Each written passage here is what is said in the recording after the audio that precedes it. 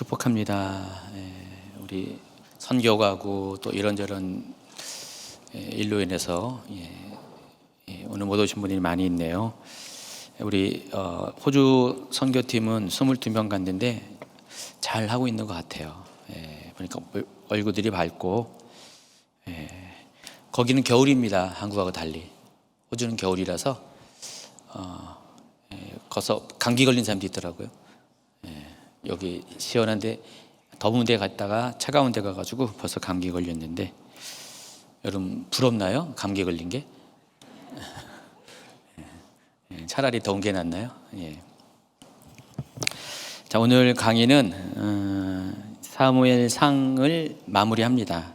27장부터 31장까지 다소 범위가 많은 것 같은데 내용은 이렇게 많지는 않아요. 그래서 중요한 내용 점검하다 보면은 금방 지나가고요. 내일부터 27장이 큐티 순서예요. 그래서 아마도 2주간 분량을 오늘 다 이렇게 소화할 것 같습니다. 그래서 진도가 좀 여유가 있어서 아마 다음 주는 오랜만에 엔타임 강의를 해야 될 것 같습니다. 그렇게 하시고요. 오늘 하는 것은 앞으로 내일부터 2주간 분량의 큐티 내용을 미리 예습한다고 생각하시면 됩니다. 자, 오늘은 27장부터 31장까지고 여기는 두 개의 큰 주제가 나옵니다. 다윗의 망명 사건과 더불어 사울의 죽음이 나옵니다. 우리가 지난 강의에서 지난 26장에서 다윗이 계속해서 피신과 피신을 더하다가 십광야라는 곳에서 십광야 하길라, 이 십광야는 유대 광야에 속해 있는 그런 곳입니다. 그래서 그곳에서 하길라라는 곳에서 다시 한번 사울 왕과 접촉한 사건이 일어납니다. 여러분 알겠지만 엔게디에서 한번 그런 일이 있었고, 이번에 이제 하길라에서 사울 왕과 한번 다시 접촉하는 사건이 있습니다. 자, 그 일이 있은 후 다윗은 한 가지 중대한 결심을 합니다. 더 이상 자기가 이스라엘 영토 안에 있어서는 안 되겠다는 결심을 합니다. 계속해서 사울은 자기를 죽이려고 그러고, 사울의 그 추격을 더 이상 피할 곳이 없기 때문에 사울 왕의 영향력이 미치지 않는 이번에는 외국으로 도망갈 것을 결정을 합니다. 27장 1절 한번 읽어볼까요? 다윗이 그 마음에 생각하기를 내가 후일에는 사울의 손에 붙잡히리니 블레셋 사람들의 땅으로 피하여 들어가는 것이 좋으리로다.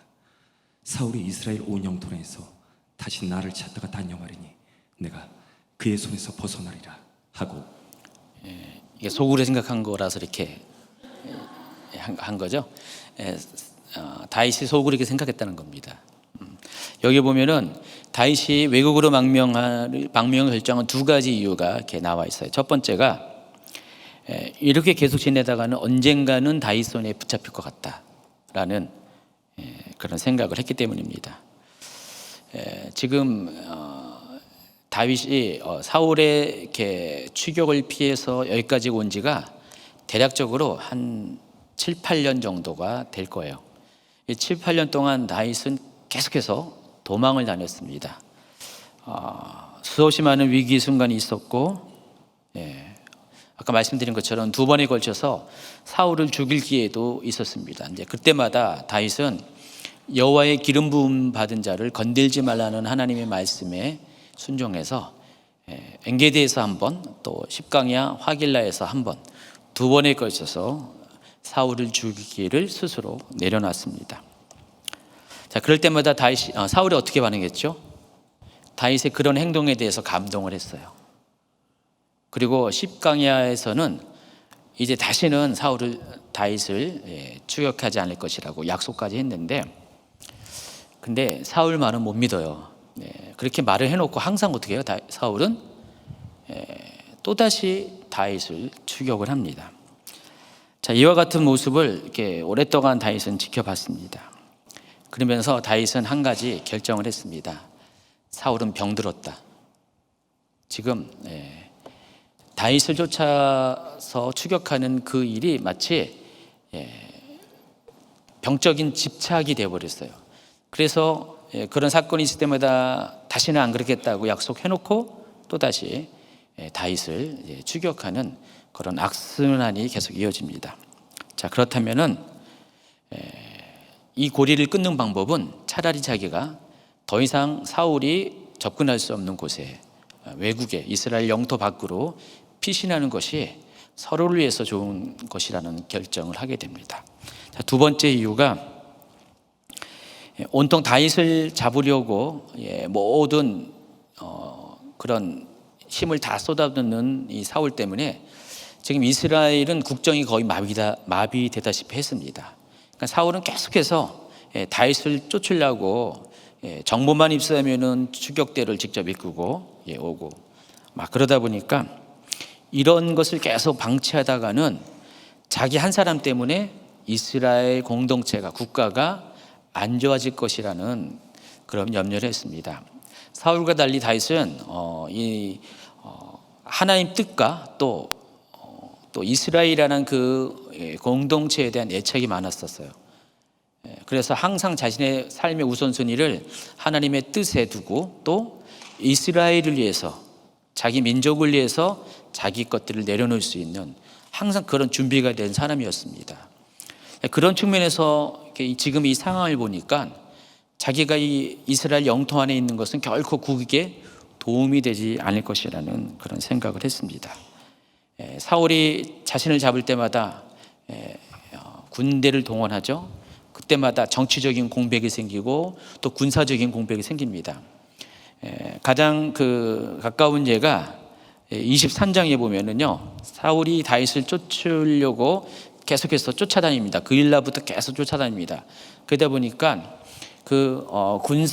왕과 군사가 수도를 비우게 됩니다. 그러다 보니까 이 틈을 노려서 블레셋이 이스라엘을 공격합니다.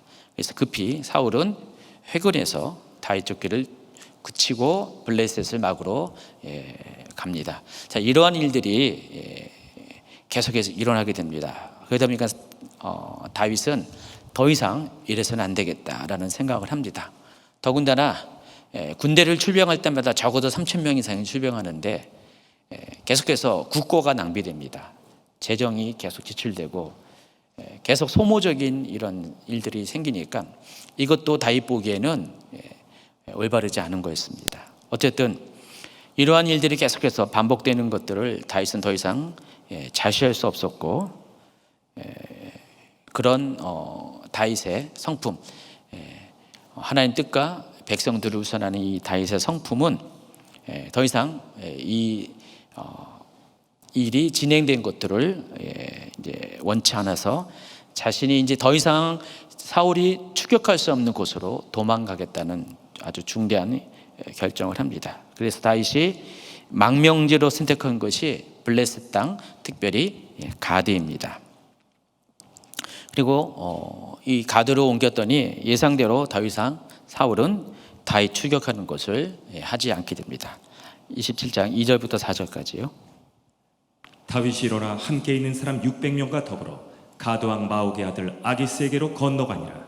다윗과 그의 사람들이 저마다 가족을 거느리고 가드에서 아기스와 동거하였는데 다윗이 그의 두 아내 이스라엘 여자 아히노함과 나발의 아내였던 갈멜 여자 아비가일과 함께하였더니 다윗이 가드에 도망한 것을 어떤 사람이 사울에게 전하매 사울이 다시는 그를 수색하지 아니하니라. 자, 그런데 해피는 왜 블레셋일까? 모압도 있고 암몬도 있고 요단 동편에 있는 나라도 있고 또 북쪽도 있는데 해피는 왜 블레셋을 택하야만 했을까? 두 가지,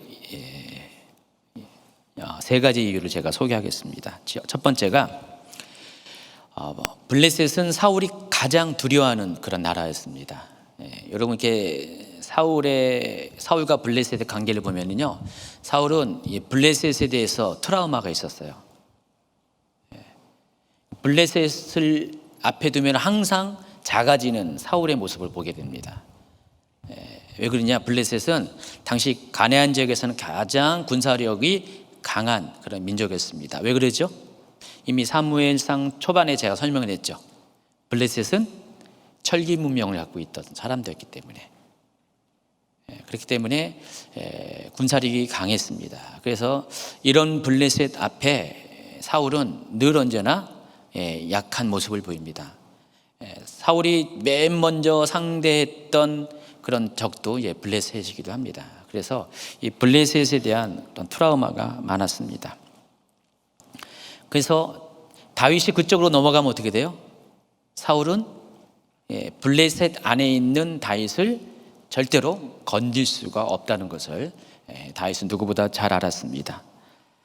그렇기 때문에 사울이 감히 넘볼 수 없는 블레셋이야말로 최적의 망명지가 된 것입니다.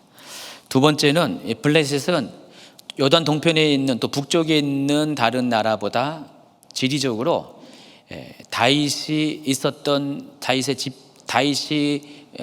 지파적인 배경이었던 유다 지파가 살던 곳과 굉장히 가까운 곳이었어요. 몇십 킬로 안 되는, 하루길이면 오갈 수 있는 그런 곳이었습니다. 그러다 보니까 늘 언제나 다윗은 망명 생활을 하며 피난 생활을 하면서도 이스라엘에 대한 또 백성들에 대한 마음이 굉장히 강했습니다. 이미 하나님께서는 다윗에게 왕의 마음을 줬기 때문에, 백성을 사랑하는 마음을 줬기 때문에 늘 언제나 자기 형편도 그럼에도 불구하고 그들이 어려운 일이 생기면 가서 도와주고 그런 사람이었습니다. 그래서 그 마음이 떠나지 않았어요. 그래서 가장 가까운 블레셋에 위치하면서 필요할 때마다 유대 땅을 넘나들면서 백성들을 도우려고 하는 그 마음을 갖고 있었습니다. 그리고 세 번째가 다윗은 이스라엘의 미래를 대비했습니다. 왜냐하면 지금 가장 강력한 이스라엘의 적이 블레셋이고, 또 블레셋은 언젠가 이스라엘을 침공할 것이라는 것을 다윗은 누구보다 잘 알았습니다. 그래서 어떻게 했습니까? 스스로 호랑이 글에 뛰어든 겁니다. 호랑이 잡으려고. 그러니까 적을 알기 위해서 미리 블레셋 영토 안으로 들어가게 된 겁니다. 그래서 여러분 지도를 보면은 다윗이 이렇게 지금 맨 처음에 이 파란색부터 다윗의 피난 그 경로가 시작되죠. 파란색 갔다가 지금 빨간색이 이제 지난 주간에 한 거고요. 그리고 지금은 보라색 쪽으로 넘어가게 됩니다. 그래서 이 가드가 어디에 있죠? 이 가드가 블레셋 그 도시 중에서 이스라엘에 가장 가까운 위치에 있는 도시 중에 하나입니다. 그래서 이 가드하고 아들람 사이를 보면은 거리가 이렇게 멀지 않아요. 제가 딱 봐도 한 10여 킬로밖에 되지 않습니다. 그일라도 유다 지파에 속한 도시인데 그 정도밖에 안 돼요. 한 2시간, 3시간 정도 거리밖에 안 돼요. 굉장히 가까운 곳이라는 것을 알 수가 있습니다. 자, 그런데 해필 왜 가드를 선택했는가? 또 이것도 알아야 될 필요가 있습니다. 당시 블레셋은 5개의 주요 성읍들이 연맹 체제로 운영하는 그런 독특한 정치 체제를 갖고 있었습니다. 각각의 성읍들이 다 도시 국가예요. 거긴 왕이 있었습니다. 근데 그들은 왕으로 부르지 않고 보통 방백이라는 명칭을 불렀고요.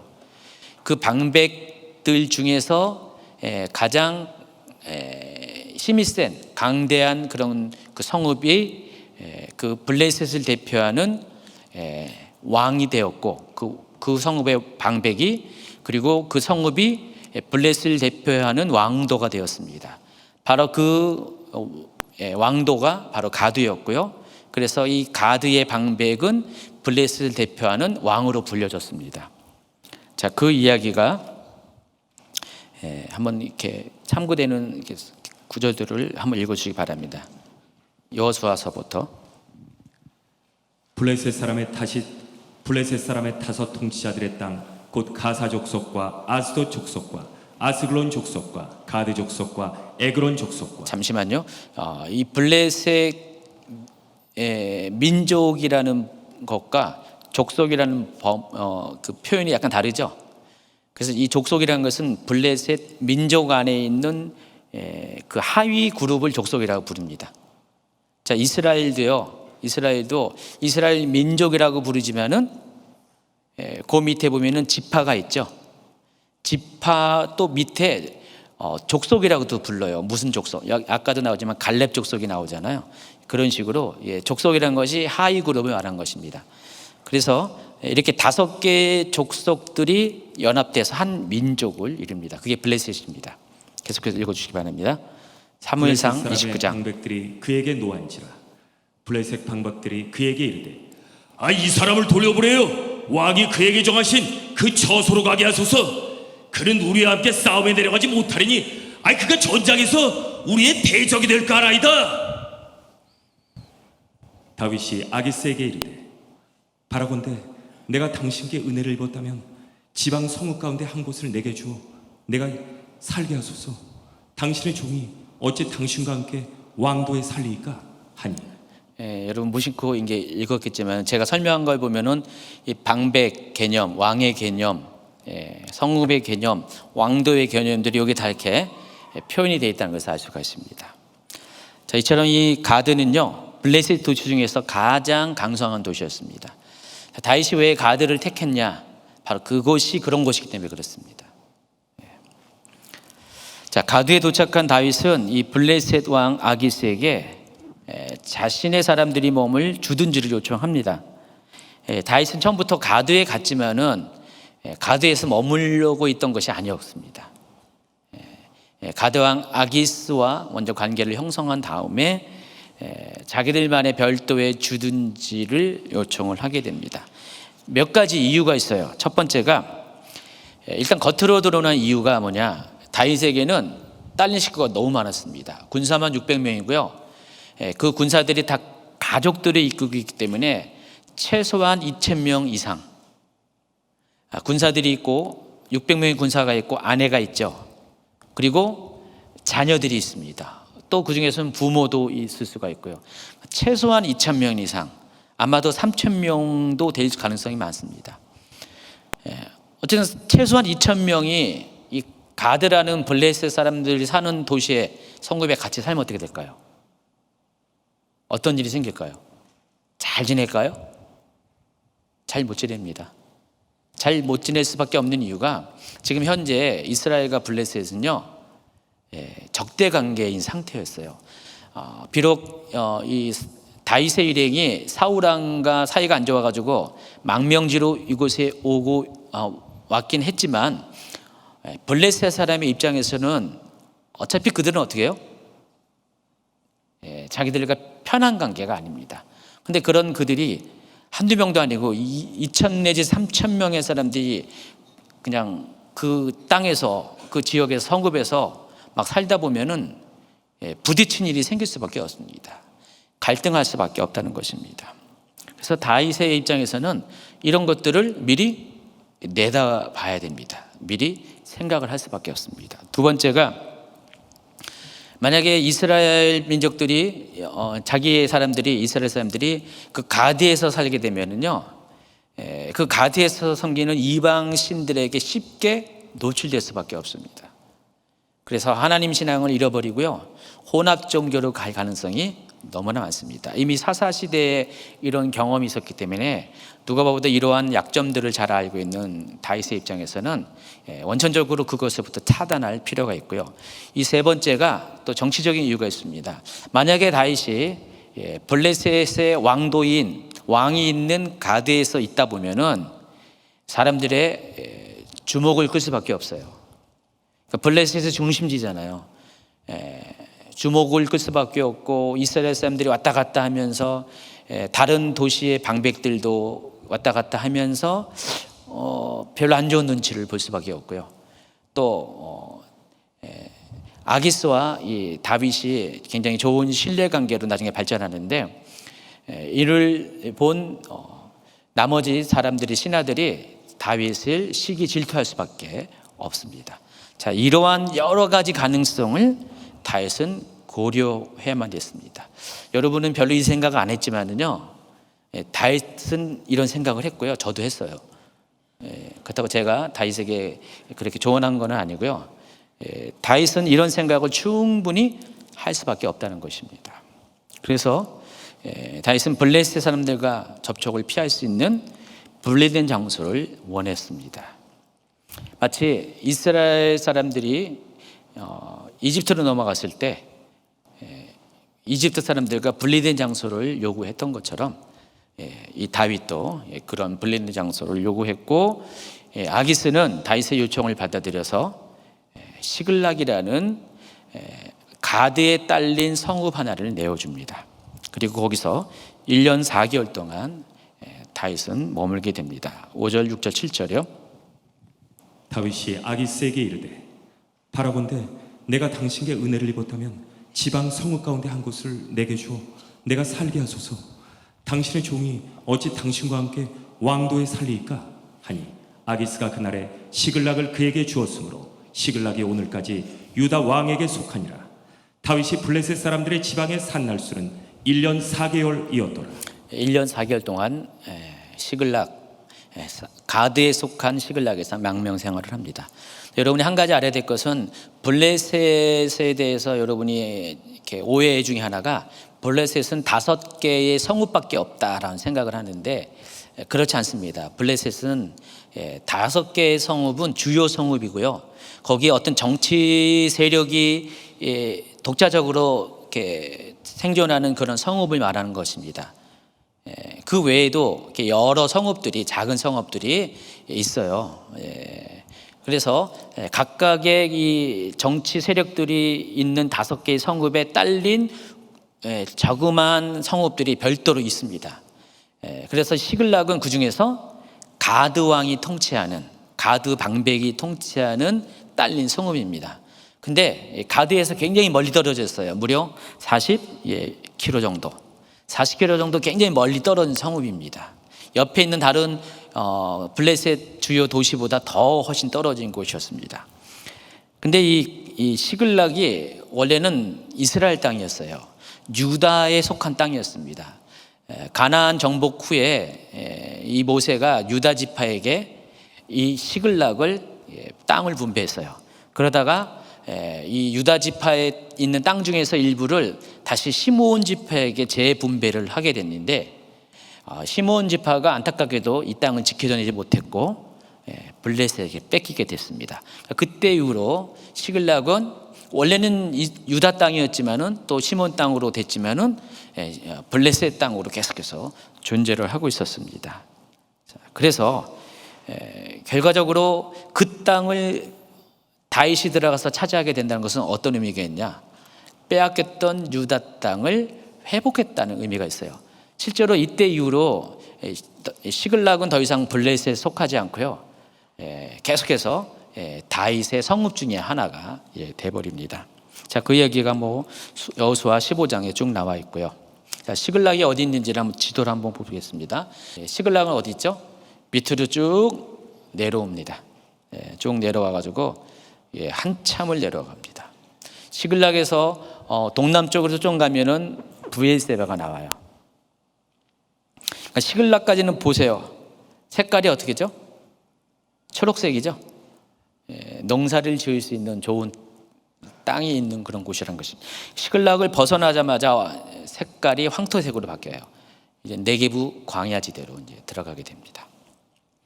자, 이번에는 아기스가 다윗을 환대한 이유에 대해서 설명하겠습니다. 아기스는 가드를 대표하는 방백이고요, 가드의 통치자고, 또 가드가 블레셋 모든 성읍의 왕도였기 때문에 블레셋 전체로서는 왕의 역할을 하는 사람이었습니다. 자, 그런데 이 아기스와는 별로 이렇게 다윗이 이렇게 인연이 좋은 건 아닙니다. 왜냐하면은 그 가드 출신의 유명한 블레셋의 용사가 있었어요. 누구죠? 골리앗이 있었습니다. 그 골리앗을 죽인 게 누구예요? 다윗입니다. 그래서 다윗과 이 가드의 왕 아기스가 처음부터 사이가 좋을 수가 없다는 것입니다. 더군다나 다윗은 이제 이 사무엘상 21장에 보면은 처음으로 그 사울에 의해서 피난을 하게 될 때 맨 처음에 그 높 땅으로 가게 되죠. 기브아에서 4km밖에 안 떨어진 높 땅으로 급하게 도망을 갑니다. 거기서 제사장 아히멜렉 제사장의 도움을 받았다가 자신의 어떤 상황이 탄로날 것 같으니까 급하게 도망을 두 번째로 도망간 것이 바로 가드 땅이었어요. 근데 딱 갔더니 분위기가 심상치 않은 거예요. 다윗이 온 것을 이제 가드 사람들이 알았어요. 근데 거기 분위기가 바로 사람들이 골리앗을 죽인 다윗이라는 그런 중호심이 거기 있었어요. 그래서 다윗이 어떻게 했죠? 미친 척 했습니다. 그래서 아기스 왕이 다윗을 경계하지 않고 이 미친 사람을 쫓아내라 해가지고 다윗이 거기서 무사히 빠져나간 그런 일이 몇 년 전에 있었어요. 자, 그리고 나서 다윗이 두 번째로 가드로 갑니다. 그런데 이번에는 가드 왕이 다윗을 환영을 합니다. 왜 그러냐? 바로 다윗이 데리고 온 600명의 군대 때문에 그렇습니다. 아기스 왕은 전에 다윗을 볼 때는 미치광이였었어요. 말도 안 되는 그런 사람이었습니다. 존재감이 정말 없는 사람이었어요. 그런데 몇 년 만에 나타난 다윗은 엄연히 600명의 군대를 이끌고 있는, 그것도 용감한 군대를 이끌고 있는, 가지고 있는 그런 사람이었습니다.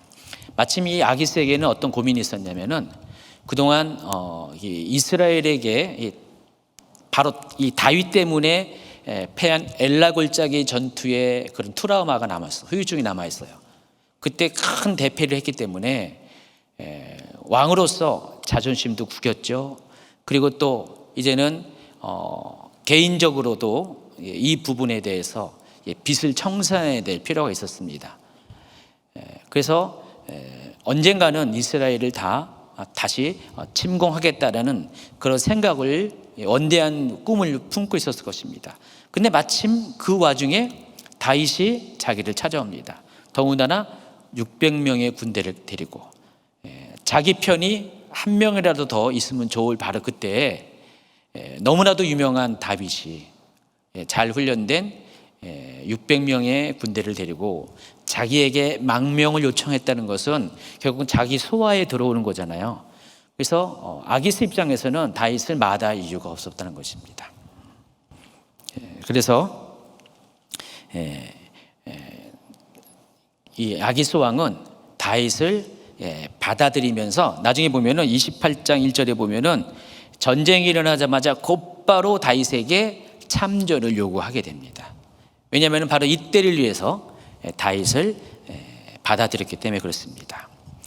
두 번째가 이 골리앗을 죽인 다윗의 명성 때문에 그래요.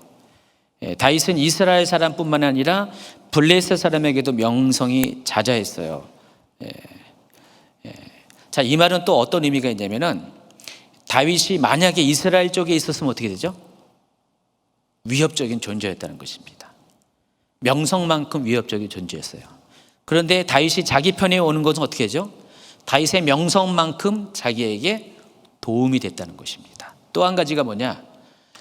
다윗이 이스라엘에서 빠져나오는 만큼 이스라엘 전체적인 그 군사력에서는 큰 구멍이 생긴 거예요. 공백이 생기는 거예요.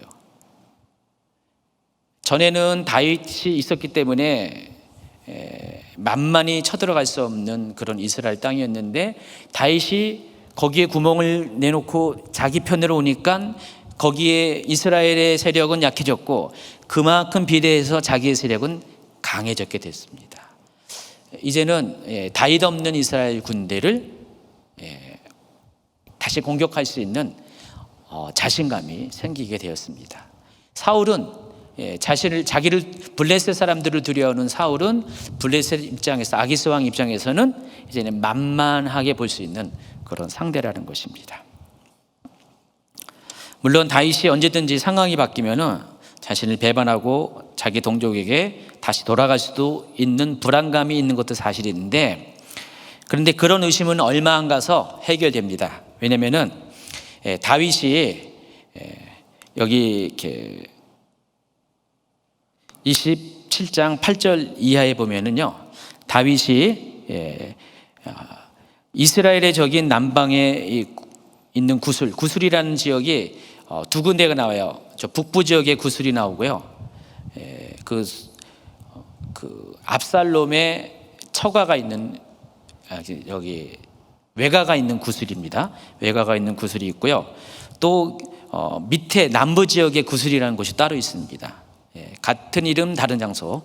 그 구술과 기르스와 또 아말렉을 다윗이 침략합니다. 근데 이 세 곳은 이스라엘에게는 대적들이었어요.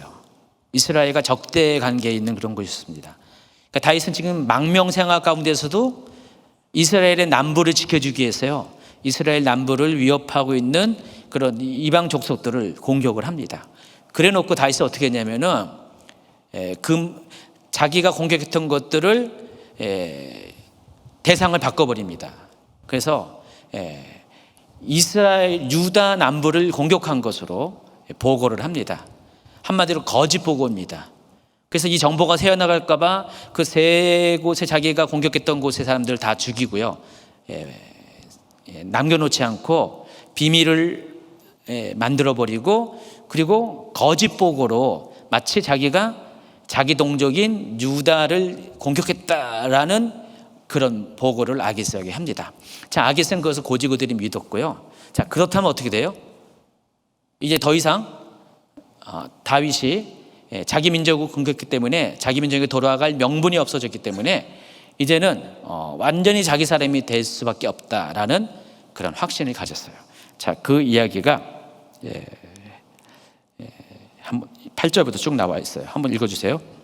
다윗과 그의 사람들이 올라가서 그술 사람과 기르스 사람과 아말렉 사람을 침노하였으니 그들은 옛적부터 술과 애굽 땅으로 지나가는 지방의 주민이라. 다윗이 그 땅을 쳐서 남녀를 살려두지 아니하고 양과 소와 나귀와 낙타 의복을 빼앗아 가지고 돌아와 아기스에게 이르매 아기스가 이르되 너희가 오늘은 누구를 침노하였느냐 하니 다윗이 이르되 유다 네겝과 여라무엘 사람의 네겝과 겐 사람의 네겝이니이다 하였더라. 다윗이 그 남녀를 살려서 가드로 데려가지 아니한 것은 그의 생각에 그들이 우리에게 대하여 이르기를 다윗이 행한 일이 이러하니라 하여 블레셋 사람들의 지방에 거주하는 동안에 이같이 행하는 습관이 있었다 할까 두려워함이었더라. 아기스가 다윗을 믿고 말하기를 다윗이 자기 백성 이스라엘에게 심히 미움을 받게 되었으니 그는 영원히 내 부하가 되리라고 생각하니라. 네, 자, 이해하시겠죠? 예. 길보아 전투로 넘어갑니다. 184페이지. 다윗이 아기스에게로 온 지 얼마 안 가서 실은 1년 몇 개월이 지나서 드디어 이제 아기스는 이스라엘과 전쟁을 벌입니다. 그래서 군대를 모집합니다. 그리고 이 전쟁에 다윗도 참전할 것을 명령합니다. 자, 그 얘기가 28장 1, 2절입니다. 그때 블레셋 사람들이 이스라엘과 싸우려고 군대를 모집한지라. 아기스가 다윗에게 이르되 너는 밝게 하라. 너와 네 사람들이 나와 함께 나가서 군대에 참가할 것이니라. 다윗이 아기스에게 이르되 그러면 당신의 종이 행할 바를 아시리이다 하니 아기스가 다윗에게 이르되 그러면 내가 너를 영원히 내 머리를 지키는 자를 삼으리라 하니라. 예. 그래서 이 블레셋 군대는 이스라엘과 전쟁을 위해서 아벡이라는 장소에 이제 집결을 합니다. 그러니까 모든 서금에서 군대가 아벡이라는 곳으로 모여요. 아벡은 여러분 이미 사무엘상 초반에 나왔어요. 블레셋 군대는 아벡에 진치고 이스라엘 군대는 에베네스에 진쳐가지고 전쟁을 벌이죠. 전투를 벌이는데 그걸 보통 블레셋 입장에서는 아벡 전투, 이스라엘 입장에서는 에베네셀 전투라고 그럽니다. 이때 하나님의 언약궤가 빼앗기고요. 그리고 두 제사장이 홈리와 비느하스가 죽임을 당하고 이스라엘은 대패하는 그런 사건이 벌어집니다. 바로 그 아벡에 또다시 블레셋 사람들이 이제 모이게 됩니다. 그래서 이 사무엘상 29장 1절에 보니까 블레셋 사람들은 그들의 모든 군대를 아벡에 모았다 그랬습니다. 그래서 여러분 이렇게 지도를 보면은요, 지도 한번 보여주시기 바랍니다. 18번의 지도. 왼쪽 그림을 보면은 지금 실은 가까운데 가드와 이스라엘은 굉장히 바로 지척이에요. 동과 서로 이렇게 혀로 연결된 그런 곳인데 잘 보시면은 전쟁은 어디서 일어나요? 북쪽에서 일어나요. 그냥 아벡에서 전투가 벌어져도 되는데 전쟁이 여기서 벌어지지 않고 북진해 가지고 저 이스라엘 평야라는 곳에서 전쟁이 벌어집니다. 왜 그런지는 저도 정확하게 모르겠어요. 근데 이때 전쟁은 곧바로 전쟁이 같은 장소에서 벌어진 것이 아니라 전혀 엉뚱한 북쪽에서 이제 벌어지게 됩니다. 그 이유는 블레셋 사람들이 그렇게 정했기 때문에 그래요. 그러니까 아벡에서 모든 군대를 집결한 다음에 그 군대들이 해안도로를 따라서 쭉 올라가서 무깃도를 거쳐서 이스라엘 평야의 수넴이라는 곳에 집결을 하게 됩니다. 그래서 오른쪽 그림에 보면은 수넴이 보이나요? 저 여기 위쪽에 가장 위쪽에 보면은 화살표들이 쭉 모아져 있고 네모 박스에 수넴이라고 있죠. 거기에 지금 블레셋 사람들이 전부 다 집결을 합니다. 자, 그러자 이스라엘 군대는 기브아에서 출발해 가지고요. 또 각각 지파별로 군대를 모아 가지고 바로 수넴 바로 앞편에 X라고 표시한 데 있죠. 중간 오른쪽에 거기가 길보아입니다. 여러분 이렇게 이스라엘 지명은 재밌는 게 많아요. 저쪽에 좀 밑으로 가면은 다볼산이 있어요. 다 보인다고? 실제로요. 다볼산 가면 다 보여요. 제가 다볼산 올라가 봤는데 이 다볼산이 보통 이제 복음서에서는 변화산으로 부르는데 마태복음 16장에 나오는 변화산입니다. 근데 이 다볼산은 아주 거기도 이스라엘 평야에 있어요. 이스라엘 평야가 폭이 거의 20-30km 되는 동서로 20-30km 되고 남북으로도 한 7km 되는 굉장히 이스라엘에서는 넓은 광활한 지대입니다. 그 지대 가운데 정말 정삼각형처럼 생긴 산이 하나가 딱 솟아 있어요. 그게 다볼산이에요. 거기 올라가면은 다 보여요. 동서남북이. 그래서 다볼산이라고 이름을 진 건 아닙니다. 히브리어입니다. 네, 이 길보아 산도요. 언뜻 보면은 길이 다 보여서 길보아 산이로 이렇게 부를 수가 있잖아요. 근데 여기 올라가면 여기 보세요. 지도에 보면은 길보아 산이 있고 밑에는 서쪽으로는 다 뭐예요? 평야지대예요. 그래서 아마도 정말 길이 잘 보여가지고 길보아 그건 또 아닙니다. 길보아는 분출의 샘이라는 히브리어 기르보아라는 거기서 온 겁니다. 어쨌든 이스라엘 군대는 저 길보아 산에서 진영을 꾸리고 블레셋 군대는 저 수넴이라는 곳에서 진영을 꾸밉니다. 보시면은 거리가 별로 안 떨어지는데 왼쪽 지도는 굉장히 멀리 떨어진 것처럼 표시가 되어 있는데 실은 바로 앞이에요. 제가 보기에는 저 정도 거리면은 한 10km 안쪽일 것 같아요.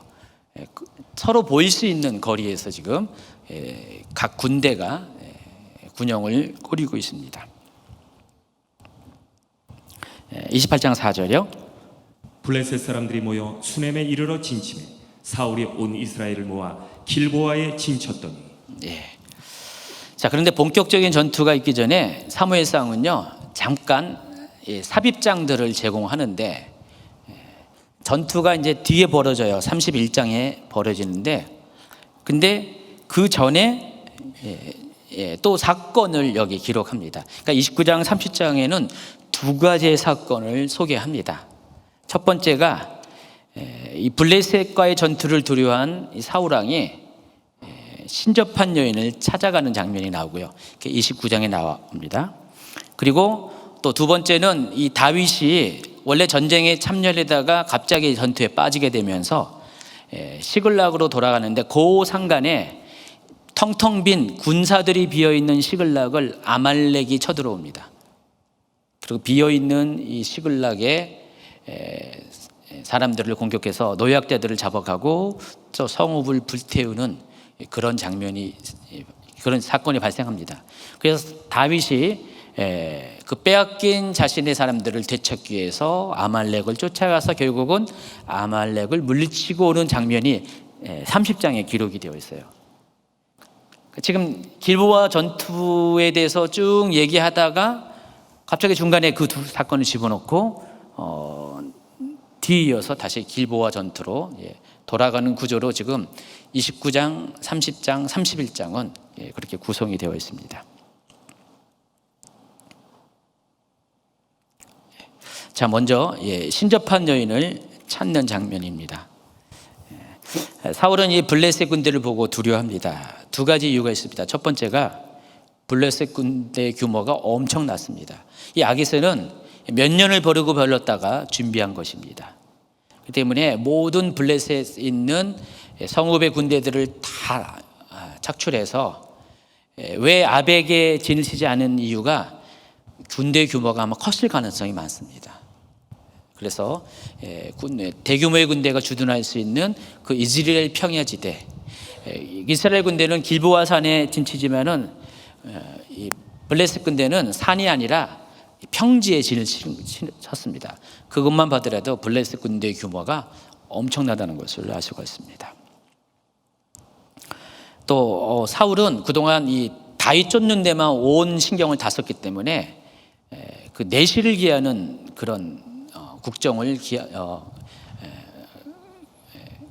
국정을 이렇게 통치하는 것들을 못했어요.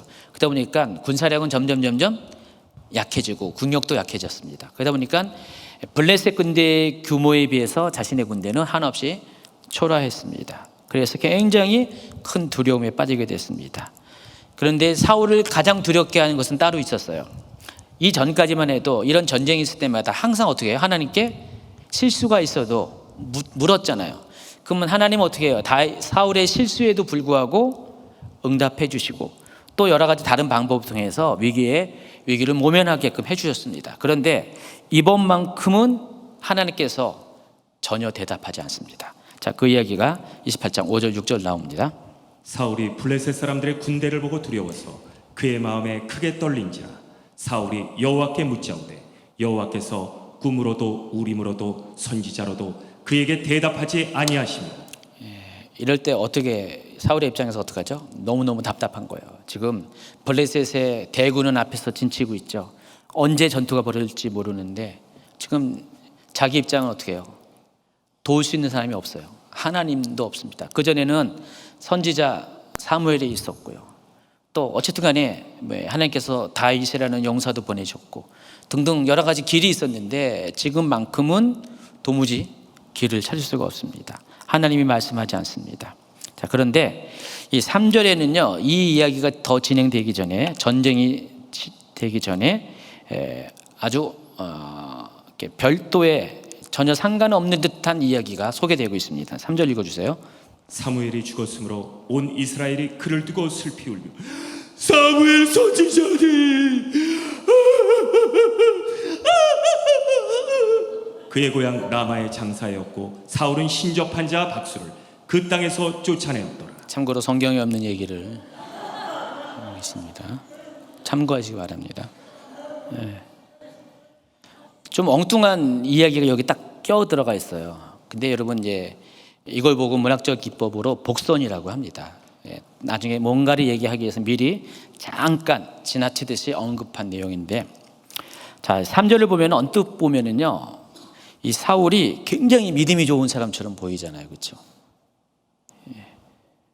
신접한 자와 박수들을 모두 그 땅에서 자기 영토 안에서 몰아냈다. 와, 신앙심이 대단한 사울.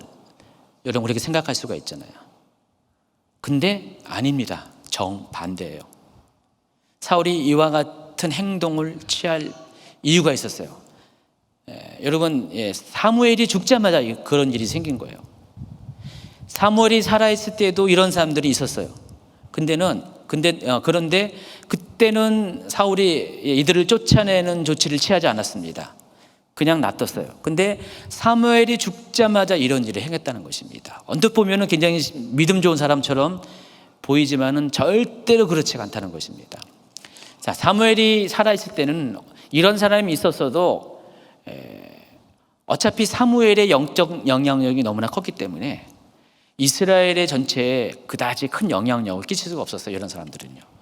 근데 사무엘이 딱 죽자마자 무슨 일이 생길까요? 영적 리더십의 부재가 온 겁니다. 그런 때에 이런 사람들이 어떻게 돼요? 이전보다 더욱더 사무엘이 없으니까 악한 것들이 점점 퍼질 수밖에 없잖아요. 자라날 수밖에 없어요. 그러니까 그것 때문에 굉장히 혼란스러운 상황이 생길 수가 있다는 것을 사울은 정치적으로 생각을 한 거예요. 그래서 그들을 사무엘이 죽자마자 바로 쫓아냄으로 인해서 자기의 어떤 그 정치적 기반이 종교적인 문제 때문에 흔들리지 않는 것들을 미리 처리를 해버린 것입니다. 단지 그런 이유 때문에 그래요. 신앙적인 이유가 아니라 정치적인 이유로 그들을 쫓아낸 것입니다. 자, 이와 같은 사울의 의도가 얼마 되지 않아 곧바로 증명이 되는 거예요. 그게 28장 오늘 이렇게 소개하는 상황이라는 것입니다. 블레셋의 침략으로 인해 멘탈이 붕괴된 이 사울이 꿈으로도 우림으로도 또 선지대로도 하나님이 전혀 말하지 않으시니까 침묵을 지키시니까 답답한 마음에 자기가 직접 쫓아내었던 그 신접한 사람들 수소문해서 찾기 시작합니다. 그래서 사울의 부하들이 신하들이 계속해서 찾다 보니까 엔돌이라는 곳에서 신접한 여인 한 명을 찾아냅니다.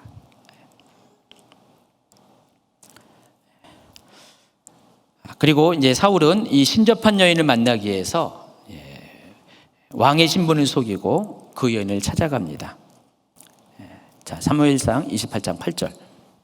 사울이 다른 옷을 입어 변장하고 두 사람과 함께 갈새 그들이 밤에 그 여인에게 이르러서는 사울이 이르되 청하노니 나를 위하여 신접한 술법으로 내가 너에게 말하는 사람을 불러올리라 하니. 네. 자, 여기 보면은 신접하다라는 것은 히브리어로 홀령으로서라는 뜻이 갖고 있어요. 또 사람을 불러올리라는 이 말은 바로 그렇게 그 그러니까 자기가 어떤 영적인 것을 자기 몸에 씌우게 해가지고 그래서 다른 영혼들을 마치 지금 현장에 있는 것처럼 그렇게 그 영혼을 대신해서 자기가 이렇게 말을 하는 그런 행위를 말하는 것이에요. 그러니까 여러분 이게 영화 같은 데 보면은 그런 게 나오잖아요. 영매라고 부르잖아요. 영매. 그러니까 다른 어떤 그런 이미 죽은 영혼을 마치 살아있는 것처럼 살아있는 또 다른 사람이 그 사람을 대신해서 말을 하고 대화를 하는 그런 것들이 종종 이렇게 영화 소재로 나오기도 하죠. 바로 그것을 말한 것입니다. 여기서 신접하다는 것은 바로 그것이에요. 그래서 이거를 가리켜서 초혼행이라고 부릅니다. 영혼을 초청한다라는 뜻입니다. 그 신접한 자가 영매가 되어서 자신의 욕심에 죽은 자의 영혼이 입혀져서 죽은 자인 것처럼 말하고 행동하는 그런 행위, 이게 바로 초혼행이라고 부릅니다. 자, 이런 행위는 하나님께서 금하는 행위입니다. 그러니까 율법으로 이미 금하고 있어요. 그러니까 모세의 율법인 레위기 20장 27절에 보면은 남자나 여자나 접신하거나 박수무당이 되거든 반드시 죽이라 했습니다. 그러니까 율법으로도 이미 모세 시대 때도 이것들이 금지된 사항이었어요. 자, 그 말은 뭐죠? 이미 모세 시대 때도 이러한 일이 있었다는 것입니다. 그리고 사울 시대에도 이러한 일이 있고요. 오늘날도 그렇습니다. 오늘날도 이런 일들이 일어나고 있어요. 그러니까 이런 일들은 모든 시대에 다 공통적으로 일어났던 그런 보편적인 행위라는 것을 우리가 알 수가 있습니다. 여러분 경기도 저 북부 쪽에 양주라는 곳에 가면은 어느 이렇게 교회가 있습니다. 여러분 혹시 거기 가보신 분 계세요? 옛날엔 갔는데 지금은 안 가겠지만 저희가 교회 이제 준주교회 처음에 개척할 때쯤 한 9년 10년 그때 9년 전에 아주 좀 많이 이렇게 주목을 받는 그런 교회가 있었어요. 소위 말해서 지옥의 외침이라는 그런 거 유명했었는데, 무슨 사랑교회, 뭐뭐 사랑교회 있었는데, 거기서 어떤 일이 있었냐면은 이미 죽은 가령 박정희 대통령, 무슨 최진실, 영화배우 최진실, 또 누구 이렇게 유명한 인물들이 갑자기 어떤 사역자가 기도하면은 갑자기 지옥에 있는 그 사람으로 변합니다. 그래서 하는 소리가, 내가 이렇게 살아서 이렇게 행동해가지고 지옥 왔는데 지옥이 너무너무 고통스럽고 힘드니까 당신들은 절대로 지옥 오면 안 돼. 그 지옥의 외침이에요. 지옥의 소리. 처음에는요 긍정적인 효과가 있었어요. 왜냐면은 지옥 가면 안 된다. 그걸 경각심을 불러일으키는, 그래서 사람들이 처음에는 그 부분에 대해서 그나마 그래도 좋은 의미에서 받아들이는데, 시간이 갈수록 어떻게 되냐, 점점점 문제가 됩니다. 그 단계에서 점점 이상한 쪽으로 빠져가지고요, 나중에는 사탄을 대신하는 이렇게 음성을 막 이렇게 해요. 그러니까 똑같이 그런 거기서 사역을 한다고 그러죠. 그런 사역을 하는 사람이 자기가 이제 사탄이라는 거예요. 나는 루시퍼인데 하면서 쫙 하면서 막 그런 얘기를 하는 거예요. 제가 이제 한번 너무 기가 막힌 게 있었어요. 이 교회에서는요, 그때 당시에 여러분 짐승의 표라고 우리에게 알려진 이 베리칩에 대해서, 베리칩 받으면은 지옥 간다라고 계속 이렇게 무슨 이렇게 홍보하고 막 그걸 알리는 사역을 했어요. 그런데 어느 정도 이렇게 한 1-2년 지난 다음에 갑자기 태도가 180도 바뀌었어요. 왜냐면 이제 사단하고 루시퍼랑 인터뷰를 하는 거예요. 그 내용이 그 교회 홈페이지에 있었어요. 이렇게 기는데, 그래서 루시퍼의 말투를 그대로 했는데 막 쌍욕이 막 나와요. 그걸 그대로 이렇게 하는 거예요. 그러니까 루시퍼가 욕을 되게 잘하더라고요. 그래서 막 이렇게 하면서 루시퍼가 그랬대요. 내가 이제 비밀을 알려주는데, 너희들만 알라고 하면서 비밀을 알려주는데, 나의 그런 최고 무기 중에 하나가 사람들로 하여금 그 베리칩을 받으면 지옥 간다고 하는 것이 사람들을 속이는 최고의 무기였다는 거예요. 실은 아니라는 것이죠. 그 베리칩은 진승의 표가 아니다라는 식으로 거기서 루시퍼가 얘기했다는 거예요. 그때부터 갑자기 태도가 확 바뀌어가지고요, 전에는 베리칩 맞으면은 지옥 간다고 했던 사람들이 베리칩을 맞으면 지옥 간다고 말하는 사람이 지옥 간다, 그렇게 바뀌어버린 거예요. 아주 깜짝 놀랐어요, 제가. 와, 이분들은 그런 식으로, 이게 바로 초혼행인데, 이런 식으로 하는 모든 것에 대해서 사람 말보다 어떻게 해요? 귀신 말을 더 잘 믿는. 여러분, 이 귀신, 악한 영, 루시퍼는 뭐죠? 그 본질 자체가 거짓이잖아요. 루시퍼는 거짓의 압이잖아요. 어떻게 루시퍼가 진짜를 말하는 것이라고 믿는지 참 이해가 안 가죠. 근데 그것을 그대로 흡수해가지고요, 그대로 따라하는 거예요. 점점 이상해져 가지고요, 이제는 그 교회가 거의 대부분 교단에서 이단으로 거의 정죄받았을 거예요.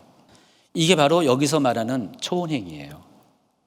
신접한 자가 하는 것과 똑같은 맥락이고요. 또 오늘날 이제 비슷하게요, 귀신을 쫓는 사역하는 분들이 있잖아요. 축사 사역. 이것도 자칫 어떤 경계를 넘어버리면은 비슷한 문제가 생기는데, 귀신하고 자꾸만 대화를 해요. 맨 처음에 이렇게 하죠. 귀신 쫓아내니까 정체를 알아야 된다고. 너 누구냐? 그렇게 하면은 많은 그 귀신들이 뭐라 그러냐면은 나 누구다 하면서 막 이렇게 얘기해요. 제가 예전에 고등학교 때 경험했던 건데, 경험했던 건데, 그때 제가 고등학교 때 이제 교회 나간 지 그렇게 오래 1년 정도밖에 안 되는 때인데, 제가 잠시 개척교회 이렇게 다닌 적이 있었어요. 원래 있던 교회 말고 잠시 개척교회 다닌 적이 있었는데, 그때 그 교회가 굉장히 급성장했었어요. 굉장히 빠르게 부흥했었는데, 그때 한 번 부흥회가 있었어요. 부흥회가 있었는데 그 축사 사역하시는 귀신 쫓는 어떤 목사님을 강사로 초청해가지고요, 전교회적으로 부흥회가 있었습니다. 근데 그분의 어떤 사역의 특성대로 집회 내내 귀신 쫓는 작업을 해줬어요. 그래가지고 그분이 이렇게 하다가 저기 있는 이렇게 사람을 불러내요. 거기 있는 이렇게 뭐 안경 끼신 뭐 이렇게 예쁘게 생긴 뭐 집사님처럼 보이는 뭐 나오세요. 그럼 이성희 집사님이 나올 거 아니에요. 깜짝 놀랐죠.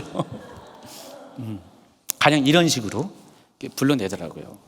그러면 어김없이 그분한테 귀신이 막 드러나는 거예요. 처음에는 깜짝 놀랐었어요. 깜짝 놀랐는데, 그때 이제 우리 고등부에 있는 한 자매가 있었는데 저랑 굉장히 친했습니다. 근데 이 자매가 내력이 있어요. 어떤 정신병의 문제가 있어서 6개월 동안 병원에 입원했다가 이렇게 1년 휴학하고 다시 이제 학교 복학한 케이스고요. 그랬는데 이 자매의 사정을 제가 너무 잘 알고 있거든요. 그런데 이 자매가 붙들려 나왔어요. 거기는 학생하면서 나왔는데 대화를 하는 거예요. 근데 막 귀신이 막 드러난 거예요. 갑자기. 제가 너무 잘 알잖아요. 다른 모습이 막 나오는 거예요. 다른 인격이 나오면서. 너 누구냐 그랬더니 나 얘 할머니다. 그러면서 이 자매 집안에 대한 정보를 다 얘기하는 거예요. 내가 얘 아빠가 얘 어렸을 때 어떻고 뭐 그냥 동네에서 뭐 얘 엄마 아빠가 데이트할 때 뭐 얘 아빠가 무슨 나무에 뻔질나게 올락내리락 해가지고 그냥 나무가 다 맨질맨질해지고 뭐 그런 얘기 막 다 하는 거예요. 그건 당사자들은 알아요. 이게 맞아요. 좀 귀신처럼 아는 거예요. 그러면서 그 말하면서 내가 얘들 할머니다 막 그러는 거예요. 여러분 할머니 맞아요? 아니죠. 할머니 아닙니다. 근데 귀신은요 그런 식으로 속여요. 마치 막 그래요. 어떤 경우는요 그냥 자기가 귀신이 지목한 그 사람의 말투를 그대로 흉내내요. 단지 정보만 끌어오는 것이 아니라 막 말투를 흉내내요. 그래서 그걸 보면 사람들이 어떻게 돼요? 귀신에게 속을 수밖에 없습니다. 자, 지금 여기 나와 있는 이 장면이 그런 장면이에요. 여러분 이게 이 사무엘상 여기 보면서 여러분 좀 약간 헷갈리지 않았어요? 이런 일이 있네? 그렇게 약간 그렇게 생각했던 분이 있었죠, 솔직히. 한 10분 있었죠. 근데 이런 게 바로 초혼행입니다. 그리고 이게 마귀가 주로 쓰는 그런 사람을 속이는 방법이란 것입니다. 지금 그 장면이에요. 지금 사울이 지금 어떻게 해요? 자기가 쫓아냈던 이런 사람들을 쫓아냈었는데 자기가 이제 더 이상 하나님과의 통로가 막히니까 어떻게 해요? 이 귀신의 소리 들으려고 온 거예요. 여러분 조심할 게, 하나님과 소통이 막히면 어떻게 돼요? 그때부터는 귀신의 소리를 찾을 수밖에 없습니다. 그래서 여러분 귀신의 소리를 안 들으려면 어떻게 해요? 하나님과의 소통이 친밀해야 된다는 것을 아시기 바랍니다. 둘 중에 하나입니다. 하나님 음성을 못 들으면은, 여기서 하나님 음성이라는 것은 꼭 귀로 들리는 하나님 음성이라기보다 내면에 말씀하시고 감동시키고 사건을 통해서 성경을 통해서 길을 인도하신 그 하나님의 음성을 말하는 것입니다. 그 하나님의 음성을 듣지 못하고 인도함을 따라가지 못하면은 귀신의 소리를 듣고, 실제로 귀신은요 귀에서 속살거려요. 하나님의 음성과는 달리 귀에서 막 속살거려요. 그래서 여러분 귀에서 막 뭐라고 하는 건 다 귀신이에요.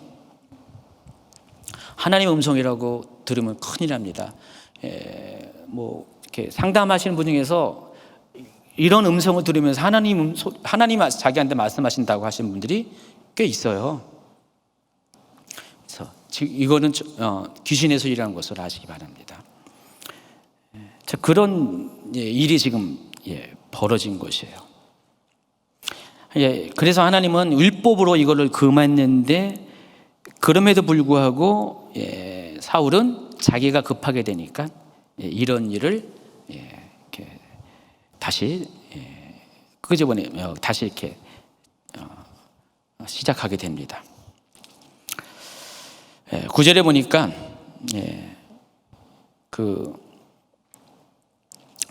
이런 요구를 하는 사울의 명령에 대해서 신접했던 여인이 그것을 거부를 합니다. 한번 9절 읽어주세요.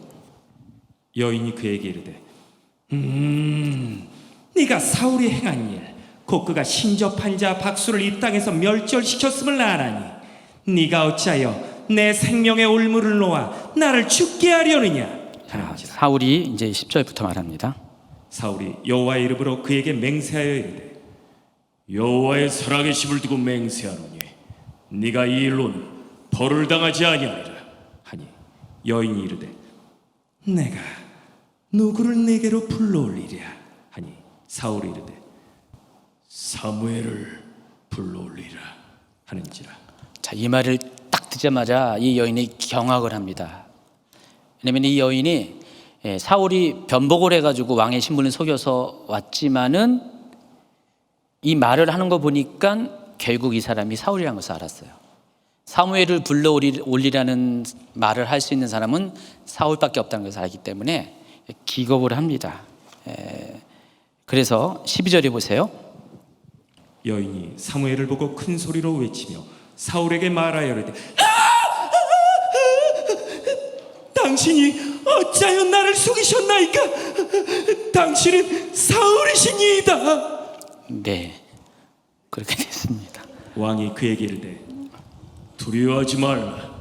네가 무엇을 보았느냐 하니 여인이 사울에게 이르되 내가 여기 땅에서 올라온 것을 보았나이다 하는지라. 사울이 그에게 이르되 그의 모양은 어떠하냐 하니 그가 이르되 한 노인이 올라오는데 그가 겉옷을 입었나이다 하더라.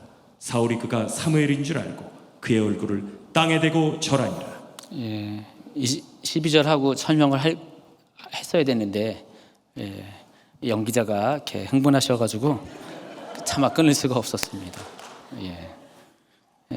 오해 설명을 쭉 해야 되는데, 어쨌든 이때 당시 사람들이 이와 같은 행위를 한 이유가 있어요. 여러분, 이게 신약 시대와 달리 구약은요, 우리가 알고 있는 천국과 지옥의 개념이 아닙니다. 내세관이 달랐어요. 우리는 천국과 지옥이 분명히 명확하게 있다는 것을 알고 있잖아요. 그런데 구약 시대의 사람들은요, 천국과 지옥의 개념이 없었고요.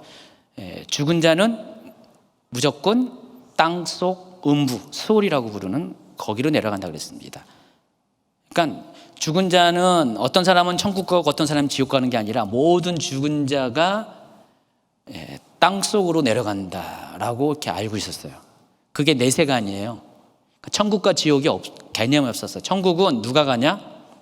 천사들만 있는 곳이에요. 그러니까 살아있는 성도 믿는 자들이 천국 간다는 개념 자체가 구약시대는 없었다는 것입니다. 보편적으로. 그러다 보니까 천국과 지옥의 개념이 약하다 보니까 그 경계가 별로 없다 보니까 모든 사람들이 지금 수월에 있는 거예요. 땅속에 음부에 있는 거예요.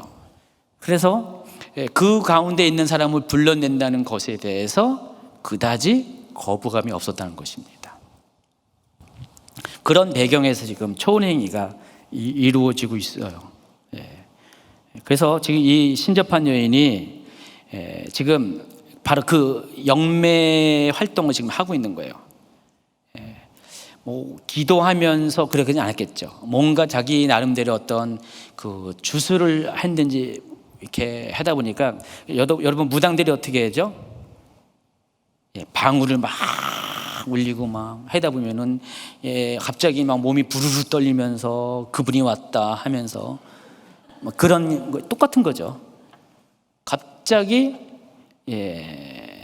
신이 임합니다. 여기서 말하는 신은 대문자 god가 아니라 소문자 god입니다. 신이 딱 임하면서 갑자기 이 여인에게 보입니다. 뭐가 보였냐? 한 노인을 봅니다. 근데 그가 겉옷을 입고 있다 그랬습니다. 여기서 말하는 이 겉옷이라는 것은 이 히브리어 자체, 메일이라는 히브리어 단어 자체가 일반 겉옷을 말하는 것이 아니라 특수한 신분에 있는 사람만 입을 수 있는 긴 망토식 겉옷을 말하는 것입니다. 자, 그 얘기를 하니까 사울은 바로 그 사람이 사무엘이다라고 곧바로 알아차립니다. 그리고 곧바로 얼굴을 땅에 대고 절을 합니다. 지금 사울이 사무엘을 보고 절하는 겁니까? 지금 사울 앞에 사무엘이 나타난 겁니까? 절대 그러지 않죠. 단지 그 신접한 여인이 영매 상태에서, 초혼 상태에서 사울에 대해서 묘사를 한 거고, 사무엘에 대해서 묘사를 한 거고, 그 얘기를 들은 사울이 마치 사무엘이 자기 앞에 있는 것처럼 생각하고 절을 하는 거예요. 자, 그때부터 이제 사울하고 신접한 여인과 대화가 시작되는데, 이 신접한 여인의 인격은 사라지고 누가 인격을 대체하죠? 죽었다는 사무엘입니다. 수월에 갔다는 사무엘이에요. 근데 여러분, 이 사무엘이 지금 수월에서 올라온 겁니까? 절대 아니죠. 사무엘 자체도 아니거니와 정말로 진짜 가령 만약에 사무엘이 나타났다면 사무엘은 수월에 있는 게 아니죠. 사무엘은 천국에 있는 거잖아요. 그래서 이것은 말 자체가 성립되지 않지만은 이 사람들의 그 내세관이 이랬기 때문에 이것을 쉽게 받아들일 수가 있었던 것이에요. 어쨌든 15절에 보면은 사무엘로 가장한 귀신이죠. 악령이죠. 사무엘이 아닙니다. 사무엘로 가장한 악령이 사울에게 이렇게 말합니다. 15절만 읽어주세요. 사무엘이 사울에게 이르되 네가 어찌하여 나를 불러올려서 나를 성가시게 하느냐 하니 사울이 대답하되 나는 심히 다급하니이다.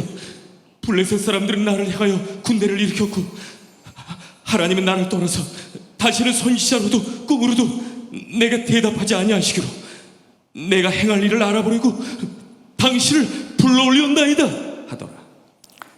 저는 이렇게 첫 번째 사무엘이 말한 거 보면서 하긴 가짜는 가짜구나라는 거 들은 게, 내가 어찌하여 나를 불러 올려서 나를 성가시게 하느냐. 사무엘이라면 이렇게 말했을까? 정말 사무엘이라면은 그러지 않았겠죠. 이건 귀신이 속이려고 해도 귀신 티내는 말인 것 같아요. 쭉 대화를 보면은요, 영락없이 사무엘처럼 대화를 해요. 그렇죠? 더군다나 19절을 보세요. 한번 읽어주세요. 여호와께서 이스라엘을 너와 함께 블레셋 사람들의 손에 넘기시리니 내일 너와 네 아들들이 나와 함께 있으리라. 여호와께서 또 이스라엘 군대를 블레셋 사람들의 손에 넘기시리라 하는지라. 보면은 이 내용이 미래적인 내용이잖아요. 우리가 보통 이렇게 상식적으로 마귀는 현재와 과거의 일만 알지 미래는 알지 못한다. 그래서 예언과 관련된 여러분 이제 티칭을 보면은 예언은 하나님의 영으로만 할 수 있는 거지 귀신의 영으로는 예언할 수 없다라고 여러분이 알고 있잖아요. 상식적으로. 보편적으로 그게 맞습니다. 그런데 때로는 하나님의 섭리에 의해서 미래적인 일도 악한 영을 통해서 말씀하실 때가 있어요. 가령 여러분 그 거짓 선지자 발람의 이야기를 보시면은 발람이 여러분 거짓 선지자라는 거 분명히 안 했는데 그런 구도 하나님께서 사용하셔서 이스라엘을 축복하고 이스라엘의 미래에 대해서 이야기를 하잖아요.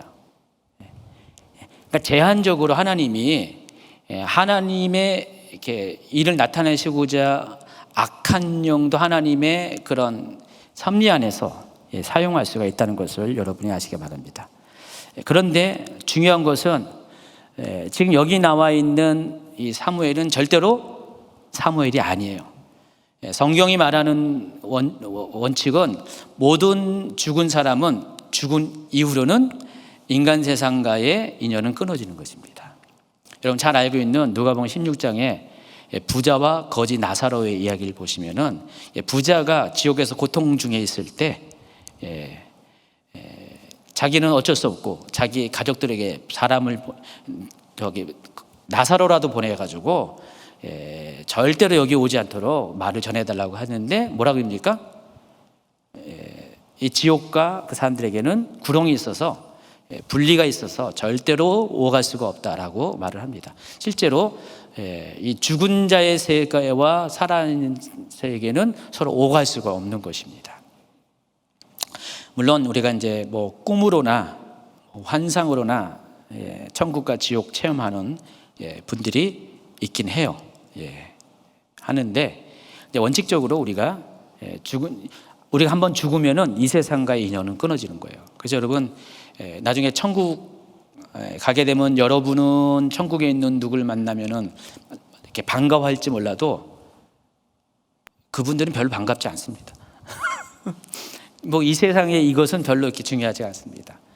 천국에서는 이제는 천국에서의 삶이 있기 때문에. 그런데 지금 여기는 애써 이 악한 영은 죽은 자의 세계와 산 자의 세계를 끊어놓지 않고요, 이렇게 이어놓습니다. 사람들 속에 있는 그런 잘못된 내세관으로 인해서 이런 식으로 사람을 속이는 장면이 바로 여기 나오고 있다는 것입니다. 어쨌든 이 이야기를 들은 사울은 20절을 보세요. 사울이 갑자기 땅에 완전히 엎드러지니 이는 사무엘의 말로 말미암아 심히 두려워하며 또 그의 기력이 다하였으니 이는 그가 하루 밤낮을 음식을 먹지 못하였음이니라. 여기까지만 해보세요. 원래 이게 이 성경을 때 여기 주석을 좀 많이 달잖아요. 사무엘 해놓고 주석을 달아야 돼. 항상 이렇게 넘버링 해가지고 사무엘이 아니라 사무엘처럼 속이는 귀신이 이렇게 항상 해야 되는데 이런 주석이 없다 보니까 그냥 처음에 이렇게 이런 지식이 없이 성경 읽는 분들은, 초신자들은 사무엘이 말한 것처럼 이렇게 오해를 하기 딱 맞잖아요. 아닙니다. 사무엘이 아니라 사무엘로 위장한 귀신의 말에 의하면 이렇게 해야 돼. 항상. 어쨌든 사울이 그 말을 듣고 낙심을 합니다.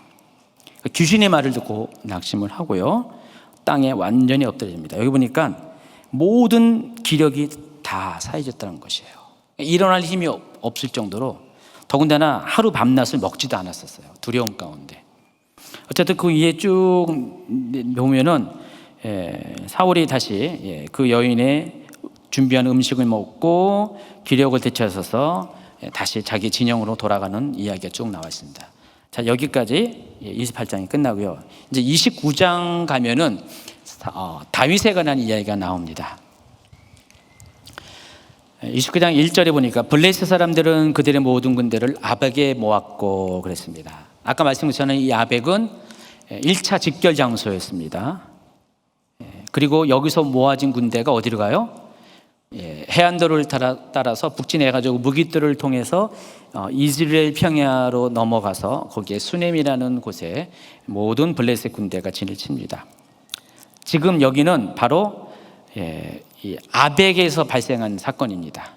아직 저쪽 수넴에서 일어난 사건이 아니라, 그러니까 지금 28장과 29장이 시간적으로 약간 뒤바뀐 거예요. 29장이 시간적으로 먼저 있고 28장은 뒤의 이야기예요. 28장 초반부. 그래서 이 아벡에 모아졌고요. 이때 그 다윗도 참전을 하게 됩니다. 다윗은 블레셋 군대들이 행렬을 맞춰가지고 아벡에 속속 도착할 때 이 다윗은 아기스의 군대 편성에 따라서 아기스 부대에 속해서 맨 뒤에 따라오게 됩니다. 그래서 아벡에 딱 모였습니다. 자, 이때 이제 이 아벡에서 5개의 도시 국가들의 방백들이 아기스 왕을 중심으로 작전 회의를 합니다. 바로 그 장면입니다. 이때 나머지 도시국가의 방백들이 다윗을 발견하게 됩니다. 다윗을 발견하면서 어떻게 다윗이 우리와 같이 전쟁을 할 수 있습니까? 라고 하면서 아기스 왕에게 다윗의 참전을 반대하는 이야기를 합니다. 그 이야기가 3절, 4절, 5절에 나오는데 세 번역으로 읽어주시기 바랍니다. 블레셋 사람의 지휘관들이 항의하였다. 이 무리 사람들이 무엇 때문에 여기에 와 있습니까? 아기스가 블레셋 사람의 지휘관들에게 말하였다. 귀관들도 아다시피 이 사람들은 이스라엘 왕 사울의 종이었던 다윗이요. 그가 나와 함께 지낸 지가 이미 한두 해가 지났지만 그가 망명해 온 날부터 오늘까지 나는 그에게서 아무런 허물도 찾지 못하였어. 그러나 블레셋 족속의 지휘관들은 다윗에게 분노를 터뜨렸다. 블레셋 족속의 지휘관들이 아기스에게 강요하였다. 저 사람을 돌려보내십시오. 임금님께서 그에게 지정하여 준 그곳으로 그를 돌려보내시고 우리와 함께 싸움터에 나가지 않도록 하여 주십시오. 싸움터에 나가서 그가 우리의 대적으로 돌변할지도 모르는 일입니다. 그가 무엇을 가지고 자기의 주인과 화해할 수가 있겠습니까? 우리 군인들의 머리를 잘라다 바쳐서 하지 않겠습니까? 그가 바로 이스라엘 백성이 춤을 추면서 사울은 수천 명을 죽이고 헤이 다윗은 수만 명 죽였다 헤이 헤이 헤이 하고 죽여 세웠던 그 다윗이 아닙니까? 세번역을 읽으니까 내용이 확실하게 파악이 되죠.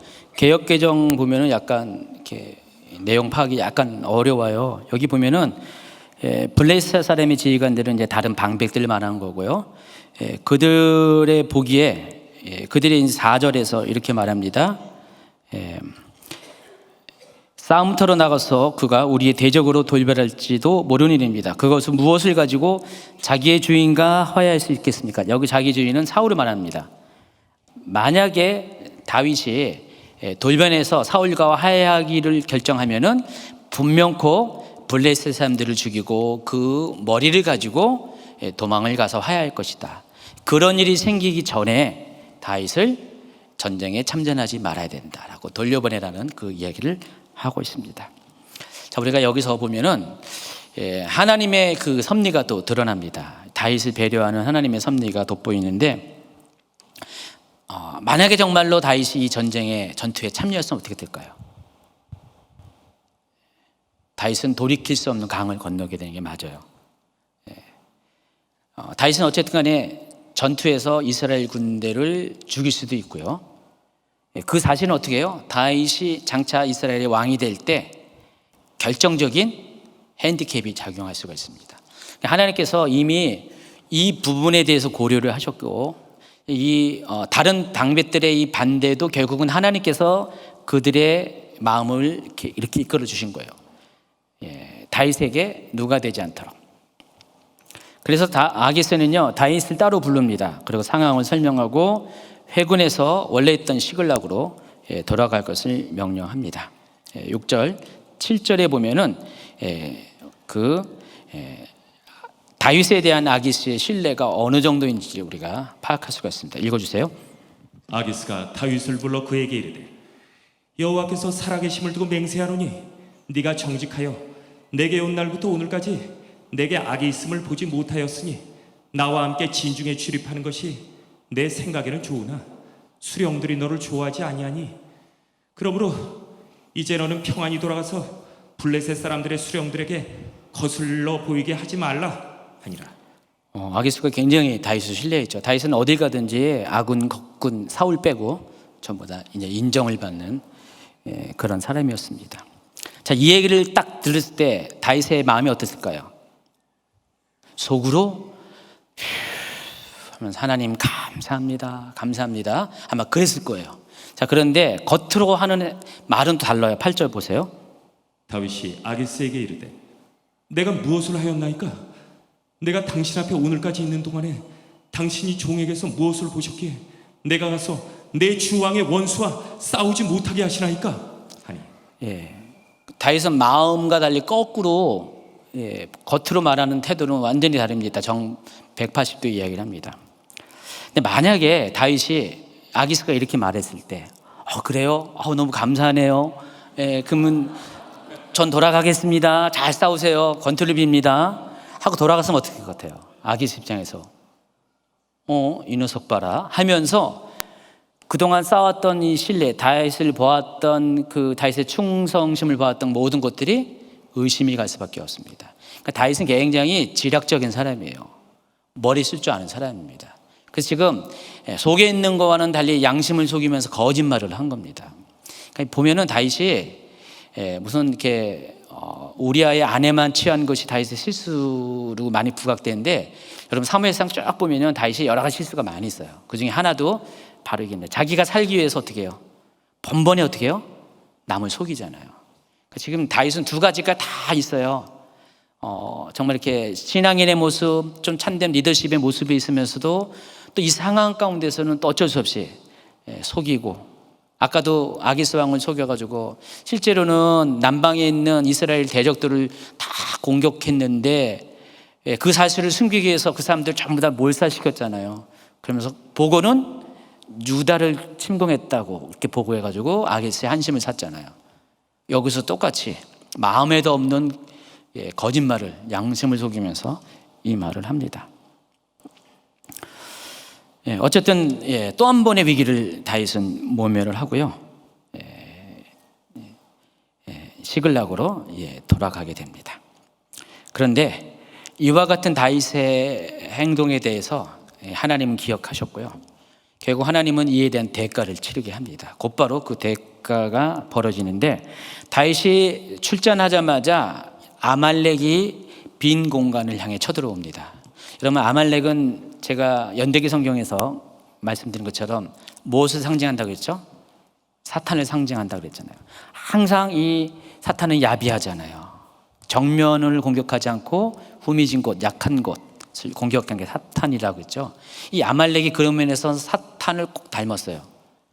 지금 아말렉이 다윗이 시글락을 비우고 출전했다는 소식을 아마 정탐을 통해서 들었을 겁니다. 그리고 곧바로 다윗이 떠나자마자 그 시글락을 쳐들어오게 됩니다. 그래서 사람들을 포로 삼고 성읍을 완전히 불살하게 됩니다. 근데 상식적으로 여기 보면은요, 사람들을 죽여야 정상이에요. 근데 한 명도 안 죽였다고 그랬어요. 여기 보니까 30장 1절부터 한번 2절 읽어주세요. 다윗과 그의 사람들이 사흘 만에 사글락에 이른데 아말렉 사람들이 이미 네게가 시글락을 침노하였는데 그들이 시글락을 쳐서 불사르고 거기에 있는 젊거나 늙은 여인들은 한 사람도 죽이지 아니하고 다 사로잡아 끌고 자기 길을 갔더라. 일단 남자들은 여기는 없었죠. 거의 다 이렇게 출전을 했고요. 근데 여기 여자들과 어린이는 남았는데, 이 상황을 보면은 한 사람도 죽이지 않았다는 것을 알 수가 있어요. 그러니까 말이 안 돼요. 분명히 이 정도 상황이 되면은 사람을 죽여 있어야 정상인데, 하나님께서 어떻게 해요? 여기 또한 다윗을 배려합니다. 다윗의 군대에 속한 가족들이잖아요. 배려를 하고 그들을 죽이지 않고요, 아말렉이 그들을 다 끌어갑니다. 아마 아말렉은 이들을 포로 삼아서 한 사람이라도 몸값을 받기 위해서 아마 그럴 가능성이 많이 있어요. 어차피 남아있는 군사도 없기 때문에 전투를 벌일 이유도 없으니까 그냥 가서 사람들을 끌고 오는 그런 수준이었을 것 같습니다. 어쨌든 시글락으로 다시 딱 다윗의 군대가 돌아왔더니 난리가 났습니다.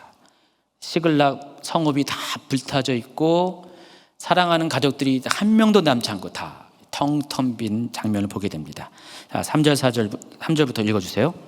다윗과 그의 사람들이 성읍에 이르러 본즉 성읍이 불탔고 자기들의 아내와 자녀들이 사로잡혔는지라. 다윗과 그와 함께한 백성이 울 기력이 없도록 소리를 높여 울었더라. 울 기력이 없도록 소리를 높여 울었대요. 너무 황당하잖아요. 근데 이 모든 것이 뭐예요? 지금까지 다윗이 한 그런 행동에 대한 하나님의 나름대로 징계였어요. 근데 그러면서도 어떻게 하나님은 그 가운데 사람들을 보호하시고 그런 하나님이시라는 것을 아시기 바랍니다. 어쨌든 다윗이 이런 것 때문에, 다윗 때문에 생겨난 일이고 그것 때문에 가족들이 이렇게 대가를 치르게 됩니다. 자, 그 중에 어떤 사람들은요, 너무 슬퍼가지고 다윗을 돌로 치료합니다. 다윗이 크게 다급했어요. 그래서 다윗이 어떻게 했냐면은 아히멜렉의 아들 제사장 아비아들에게 에봇을 가지고 오게 한 다음에 하나님께 묻습니다. 하나님, 내가 이 상황에서 아말렉을 쫓아가면은 내가 정말 그 아말렉을 뒤쫓아서 그들을 추격해서 빼앗겼던 것을 도로 찾을 수 있습니까? 라고 묻습니다. 그랬을 때 어떻게 합니까? 하나님께서 그리 될 것이라고 말씀하십니다. 그래서 다윗은 600명의 군사를 곧바로 데리고 아말렉을 추격합니다.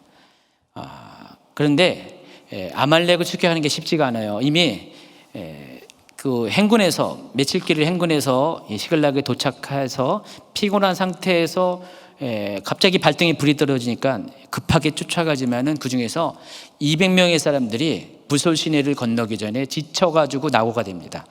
이때 다윗은 200명을 남겨놓고 나머지 건널 수 있는 400명을 데리고 시내를 건너서 아말렉을 계속 추격합니다. 근데 문제가 생겼어요. 여기 지역이 지금 네게브 지역이거든요. 네게브 지역이 지금 현재 이스라엘 국토의 60%에 해당할 정도로 굉장히 넓은 지역이에요. 여기에 사람이 숨으면은 발견하기 힘들어요. 정말 이렇게 큰 해변에서 모래에서 반을 찾는 그런 상황이거든요. 이때 어디에 아말렉이 있는지 모르잖아요. 이미 아말렉은 3일 전에 여기를 습격해가지고 사람들 끌고 도망갔기 때문에 아말렉을 참는다는 것이 쉽지가 않습니다. 자, 그런데 하나님께서 그 반을 찾는 그 일에 도움을 베풀어 주십니다. 아말렉 진영에 있었던 애굽 출신의 이집트 출신의 한 사람을 만나게 됩니다. 그래서 그가 주인이 그 사람이 아파서 버렸을 때 따로 떨어져 있는데 그를 발견해 가지고 그를 다시 소생시키고 묻습니다. 그랬더니 그 사람이 자기가 아말렉까지 인도하겠다 약속을 하고 그래서 그의 인도함을 받아서 아말렉을 따라갑니다. 30장 16절부터 읽어주세요. 그가 다윗을 인도하여 내려가니 그들이 온 땅에 편만하여 블레셋 사람들의 땅과 유다 땅에서 크게 약탈하였으므로 말미암아 먹고 마시며 춤추는지라. 여기까지요. 지금 아말렉은 지금 시글락만 공격한 것이 아니라 위에 보면은 그렛 사람의 남방, 유다에 속한 지방, 갈렙 남방. 그래서 지금 그 네게브 북쪽에 있는 그런 성읍들을 전부 다 약탈을 했어요. 그리고 시글락까지 약탈을 한 겁니다. 그래서 약탈한 것들이 너무 풍부했기 때문에 그것을 승전을 기념해서 먹고 마시고 춤추고 있었습니다. 바로 그들을 다윗이 새벽에 기습을 하고요. 그리고 전투가 이튿날 저물 때까지 굉장히 긴 시간 동안 전투가 벌어집니다. 결국은 어떻게 해요? 아말렉을 물리치고요. 이때 400명만 빼고는 전부 다 아말렉을 죽입니다. 그리고 빼앗겼던 모든 것을 찾아오게 됩니다. 자, 다시 이제 돌아오는 과정에 부솔 시내를 건너게 되는데 이때 남겨두었던 200명들과 만나게 됩니다. 근데 그때 군사들 간의 갈등이 일어나게 돼요. 400명 중에서 일부 사람들은 저들은 200명은 같이 전투에 참여하지 않았기 때문에 자기들의 속한 가족들은 넘겨주지만은 빼앗은 그 탈취물들은 절대로 함께할 수 없다. 이때 다윗이 어떻게 말합니까? 30장 23절. 다윗이 이르되 나의 형제들아 여호와께서 우리를 보호하시고 우리를 치러 온 그 군대를 우리 손에 넘기셨은즉 그가 우리에게 주신 것을 너희가 이같이 못하리라. 24절까지요. 이 일에 누가 너희에게 듣겠느냐? 전장에 내려갔던 자의 분깃이나 소유물 곁에 머물던 자의 분깃이 동일할지니 같이 분배할 것이니라. 다윗이 이런 말을 하는 이유가 있습니다. 이 모든 전쟁은 누가 이기게 했다고요? 하나님이 이기게 했다는 것입니다. 솔직히 보세요. 400명의 군대로 아말렉을 전부 다 이기고 남은 사람이 400명이 됐으니까 그 숫자는 엄청 많았을 거 아니에요. 근데 그 많은 숫자와의 전쟁에서 오늘 새벽부터 그 다음날 저녁 저물 때까지 최소한 한 36시간 정도의 전투를 벌이는 과정 속에 하나님께서 승리하게 하셨잖아요. 그럼 400명 갖고 어쩌면 수천 명이 될 수 있는 그 군대에서 완전한 승리를 이룬 것은 자기의 힘이 아니라는 것입니다. 하나님께서 도우셨다는 것입니다. 그렇기 때문에 여기에 대해서 그 400명이 자기의 권리 주장을 한다는 것은 잘못된 것이다, 그렇게 이야기합니다. 자, 그러면서 이 다윗의 리더십이 막 드러나요. 여러분, 이게 25장부터는 사무엘이 죽음부터 다윗이 시대로 점점 왕으로서의 모습이 갖춰지는데, 여기서도 다윗의 그런 어떤 왕으로서의 리더십이 점점 드러납니다. 다윗은 이런 가정 속에 다윗도 어쩌면 200명을 열애시킬 수 있겠지만 그러지 않고요, 모든 사람이 하나 되는 것을 택합니다. 그리고 그들 모두에게 관용을 베풉니다. 또 여기에 그치지 않습니다. 30장 26절 이하에 한번 읽어볼까요? 다윗이 시글락에 이르러 전리품을 그의 친구 유다 장로들에게 보내어 이르되, 보라, 여호와의 원수에게서 탈취한 것을 너희에게 선사하노라 하고 베델에 있는 자와 남방 라못에 있는 자와, 여기까지만 읽으세요. 여기 보면은 베델, 라못, 얏딜, 아로엘, 심못, 에스드모아, 라갈, 여라무엘, 또 겐, 홀마, 고라산, 아닥, 헤브론. 여기 보면 몇 개의 도시 빼고는 전부 다 이런 낯선 도시죠. 아마 이 낯선 도시들은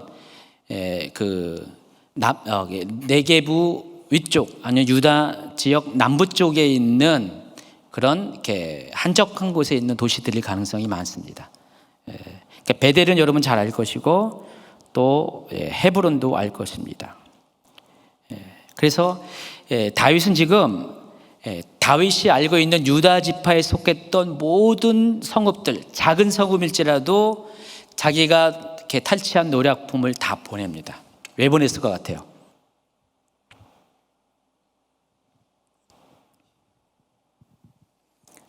왜 보냈을 것 같아요? 인심을 살라고요? 예, 맞습니다. 인심을 살라는 건 맞는데 굳이 보내지 않아도 되겠죠. 근데 이때부터 다윗의 행보는 달라졌어요.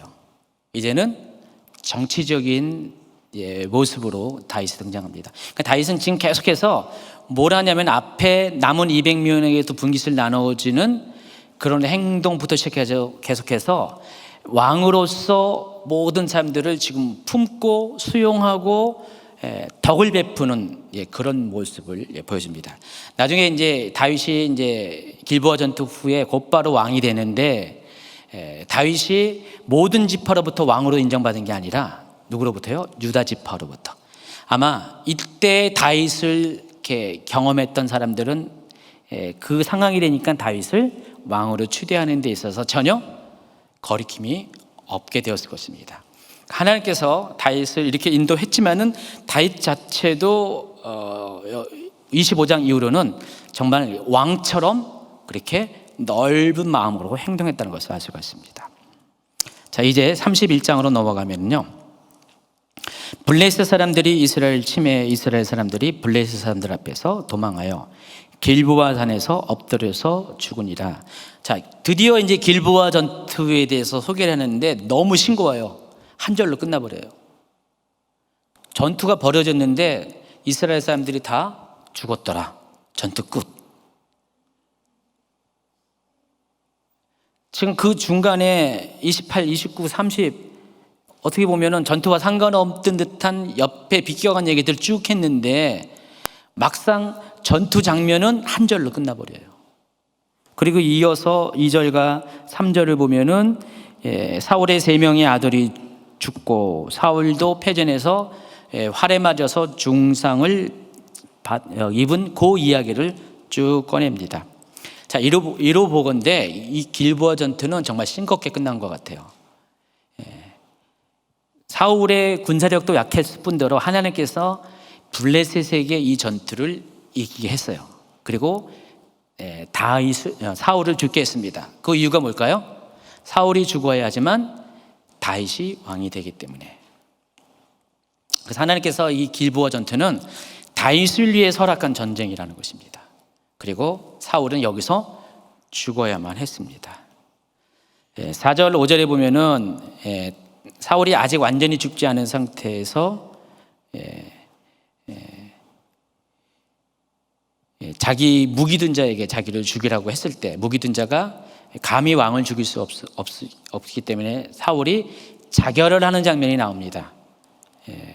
자, 그런데 이와 동일한 이야기가 사무엘하, 다음번에 강의할 그 사무엘하 1장에도 나와요. 근데 내용이 좀 달라요. 사무엘하 1장에 보면은 9절, 10절 한번 읽어볼까요? 또 내게 이르시되 내 목숨이 아직 내게 완전히 있으므로 내가 고통 중에 있나니 청하건대 너는 내 곁에 서서 나를 죽이라. 하시기로 그가 엎드러진 후에 살 수 없는 줄 내가 알고 그의 곁에 서서 죽이고 그의 머리에 있는 왕관과 팔에 있는 고리를 벗겨서 내 주께로 가져왔나이다 하니라. 지금 그 길보아 전투를 목격했던 아말렉 사람의 이야기가 지금 여기 나오는 것입니다. 근데 여기 보면은 사울을 죽인 사람이 누구로 나와 있어요? 아말렉 사람으로 나와 있어요. 사울의 자결을 도와준 거죠. 좀 내용이 다르잖아요. 성경이 잘못된 걸까요? 잘못되지 않겠죠. 자, 그 이야기는 다음 시간에 설명을 하겠습니다. 사무엘하 1장 얘기할 때. 어쨌든 사울이 죽었고요. 사울의 죽음을 블레셋 군이 확인을 합니다. 골짜기 저쪽에 있는 이스라엘 사람과 요단 건너쪽에 있는 자들이 이스라엘 사람들이 도망 것과 사울과 그의 아들들이 죽었음을 보고 성읍들을 버리고 도망하며 블레셋 사람들이 이르러 거기서 사니라. 그 이튿날 블레셋 사람들이 죽은 자를 벗기러 왔다가 사울과 그의 세 아들이 길보아에서 산에서 죽은 것을 보고, 자, 어떻게 했냐면 사울을 머리를 뱁니다. 이미 죽은 사울의 머리를 베고 그의 갑옷을 벗깁니다. 그래서 이 머리와 사울의 갑옷을 블레셋 지역으로 옮겨갑니다. 그리고 사울의 나무 몸뚱이를 그때 당시에 그 이스라엘 지경 안에 블레셋의 요새가 몇 군데가 있었어요. 지난번에 보면 믹마스 전투 때도 있었죠. 믹마스가 원래는 그 이스라엘 그 영토 안에 있는 블레셋의 요새라고 했어요. 여기 벳산도 마찬가지입니다. 이 당시까지만 해도 이 벳산은 블레셋에 속한 그런 성읍이었어요. 이 벳산이 어디에 있냐면은 요단강 중간 지역에 있어요. 요단 계곡 안에 있는데 갈릴리에서 좀 내려가면은요, 갈릴리 호수에서 거기도 이스라엘 영토임에도 불구하고 블레셋이 요새를 가지고 있었습니다. 바로 거기에다가 성벽에다가 머리를 뺀 나머지 시신을 못 박아서 매달아 버립니다. 이때가 사울의 나이가 40세, 여기 80세입니다. 사울은 BC 50년, 40세 되던 BC 50년에 왕이 됐고, 또 BC 1010년 80세 되는 바로 이날에 전쟁에서 죽임을 당해서 생을 마감하게 됩니다. 솔직히 사울은요, 처음부터 왕이 되고 싶어 하지 않았었어요. 어떻게 하면 왕이 안 될까 해서 도망 다녔잖아요. 근데 하나님이 사울을 왕으로 세웠어요. 어떻게 보면은요, 좀 불행한 거죠. 아마 그럴 거예요. 사울이 그선 있을 때마다 거봐요, 내가 왕 안 되려고 했잖아요. 하나님 왜 자꾸만 내 인생을 이렇게 힘들게 하세요? 그러지 않을까요? 물론 하나님의 우선 계획은, 최선은 사울이 아니었어요. 하나님은 이미 다윗을 예비해 놨어요. 그런데 중요한 것은 최선이 아니더라도 차선이었지만은 사울의 행동에 따라서 사울 또한 최선이 될 수가 있었어요. 근데 사울은 번번이 기회가 있음에도 불구하고 하나님의 선택받은 정말 이렇게 최고의 왕으로서의 기회를 스스로 발로 걷어차는 행동들을 많이 합니다. 그래서 왕이 되는 기회를 놓친 것은 사울 자신이라는 것을 여러분이 아시기 바랍니다. 그래서 사울은 자신의 인생에 대해서 하나님 앞에 항의할 수가 없어요. 우리도 이제 사울처럼 그런 경우가 많이 있거든요. 하나님, 누가 뭐 목사가 되겠다 그랬어요? 막 그럴 수가 있잖아요. 목회자 같은 경우. 아마 사울 말고 우리 현대 그 신앙 안에서는 목사님들이 그런 얘기를 제일 많이 했고요. 저도 솔직히 목사 되겠다는 말 한 번도 안 했거든요. 23살 전까지. 저는 원래 이제 쌍둥이라서 형이 고등학교 때 어떤 영적 체험을 많이 하면서 처음부터 아예 목사가 되겠다고 결정을 했고요. 저는 쌍둥이이기 때문에 그럼 나는 장로가 돼서 그런 거 많이 있잖아요. 형제들끼리 형의 목회를 도울 거다라고 했어요. 다 그렇게 알고 있었어요. 가지고 목사가 된다는 꿈도 안 꿨어요. 23살에 군대 제대해가지고 저기 거기는 미스바인데 저기 잠실 운동장에서 어느 선교단체에서 미스바 대성회 해가지고 얼떨결에 거기 같이 따라갔다가 저 스탠드 맨 뒤쪽에서 뭐 있잖아요. 결단하는 시간 있잖아요. 하나님 변신하겠습니다. 가지고 일어났어요. 목사가 되겠다는 것도 아니에요. 그냥 하나님께 그냥 헌신하겠다. 그리고 몇 년의 시간이 흐른 다음에 한 2, 3년의 시간이 흐른 다음에 하나님께서 어떤 사건을 통해서 그것을 드러내게 하셔가지고요. 너 그때 그러지 않았냐. 그래서 제가 진로를 바꿔가지고 신학교로 간 겁니다. 저도 쭉 이렇게 몇십 년의 시간을 좀 고생을 많이 했거든요. 차라리 그냥 목사가 되든지 아니 차라리 그냥 세상에 성공을 하든지 저는 이것도 저것도 아닌 상태에서 거의 20년 가까이를 지내왔어요. 저도 할 말 많아요. 하나님, 내가 무슨 처음부터 목사 되겠다고 하는 것도 아니었는데 하나님 왜 목사 되겠다 하는 형은 목사 안 시키고 왜 저는 목사 시키고 나중에 형도 목사가 됐습니다. 목회는 안 해요 지금. 그냥 옆에 이제 협력사역을 하고 있는데 근데 본격적으로 목회를 안 한다는 거죠. 그래서 저도 할 말이 많이 있었죠. 할 말 많이 있었는데 저 같은 경우는 다행히 사울처럼 살지 않은 것 같아요. 원망하지 않고 그래도 조금 다윗처럼 산 것 같아요. 그냥 하나님이 이렇게 하신 이 부분에 대해서 받아들이고 힘들어도 그냥 그 길을 가려고 애를 썼습니다. 그리고 이제 오늘까지 이른 거 된 거예요. 근데 이 사울 같은 경우는 그러지 않았다는 것이죠. 어차피 하나님께서는 하나님의 계획이 있다 할지라도요, 넓은 그 범위 안에서는 차선의 선택을 최선으로 바꿀 수 있는 분이 하나님이신데 반드시 거기에는 조건이 있습니다. 바로 그 당사자가 하나님과 협력을 해야 되는 거죠. 그런 면에서 사울은 실패한 인생을 살았다는 것을 알 수가 있습니다. 자, 어쨌든 사울에 대한 죽음의 소식이 요단 동편에 있는 길르앗 야베스 사람들에게 알려졌고요. 벳산에서 멀지 않습니다. 그 사람들이 밤새도록 달려와가지고요. 어쨌든 자기의 왕이잖아요. 이래 잘나도 못나도 자기의 왕인 이 사울이 목 없는 시체로 성벽에 매달려 있는 것을 보고만 있을 수가 없어요. 그래서 정말 목숨을 걸고 건너와서 그 사울의 시체를 수거해 갑니다. 그리고 자기 사는 그 야베스로 데려가서 거기서 사울의 시체를 화장을 합니다. 묻지 않고 화장을 하고 뼈를 모아서 무덤을 만들고 7일 동안 사울을 위해서 금식을 하는, 그러니까 왕으로서의 최대한 예를 표를 하게 되는 것입니다. 나중에 이제 사무엘 하 2장으로 넘어가면요, 다윗이 이제 드디어 유다의 왕으로 오릅니다. 근데 다윗이 왕이 돼서 제일 먼저 한 게 뭔지 아세요? 바로 이와 같이 한 야베스 사람들을 치하하는 일을 합니다. 자, 이것을 쭉 보면은요, 사울은 정말 왕으로서 굉장히 모범적인, 존경할 만한, 또 하나님이 인정할 만한 사람으로 준비되어지고 있다는 것도, 또 준비된 그 모습대로 나중에 왕으로서 살았다는 것을 알 수가 있습니다. 지금 오늘 이야기는요, 다윗의 실수에 대한 이야기도 쭉 나오지만 더불어서 어떻게 돼요? 25장 이후로 하나님께서 다윗을 이제 본격적으로 왕으로 세워가고 있고 그 하나님의 그 이끄심에 다윗도 동참하고 있다는 것을, 협력하고 있다는 것을 우리가 알 수가 있습니다. 다윗의 이런 행동은 어떤 거예요? 어떻게 보면요, 자기를 죽이는 원수가 죽은 거잖아요. 어떻게 보면요, 사울 같으면은요, 이렇게 했을 거예요. 다윗이 그런 식으로 죽었다. 근데 야베스 사람이 다윗의 시신을 수급했다? 저런 나쁜 놈들.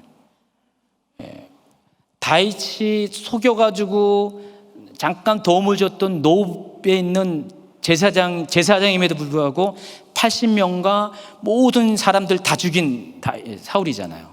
아마 사울은 그랬을 거예요. 그렇죠? 충분히 그랬을 가능성이 많아요. 근데 다윗은 그러지 않습니다. 오히려 그렇게 행한 야베스 사람들을 칭찬하고 격려하고 또 사울을 위해서 애통하는 시까지 1장에 보면 기록을 합니다.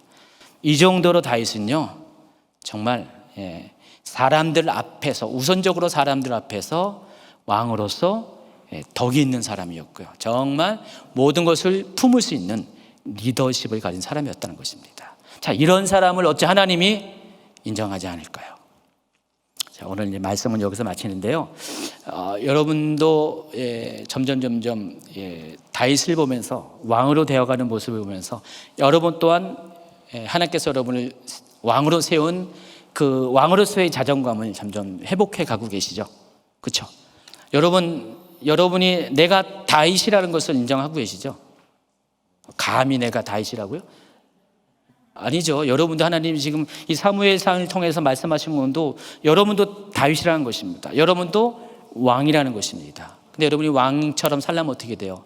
사울처럼 자기 욕심에 빠져서, 연민에 빠져서 그냥 그렇게 막 사는 게 아니라 이 다윗처럼 고난과 고통 가운데서도 여전히 하나님을 신뢰하고 하나님께 물으면서 길을 인도함을 받고 또 사람에 대해서도요, 민족에 대해서도요 품고 그들을 섬기고 그들을 사랑하는 그런 모습으로 여러분이 나아갈 때 하나님은 그런 여러분들을 인정하신다는 것입니다. 한번 그렇게 해보세요. 시간이 좀 걸린다 할지라도 그 연단의 시간이 거치고 난 다음에 하나님은 반드시 여러분을 누구나 인정하는 왕으로 세워주실 것입니다. 나중에 전부 다 왕이 되시기 바랍니다. 왕 같은 제사장, 거룩한 하나님의 소유가 되시기를 예수님 축원합니다.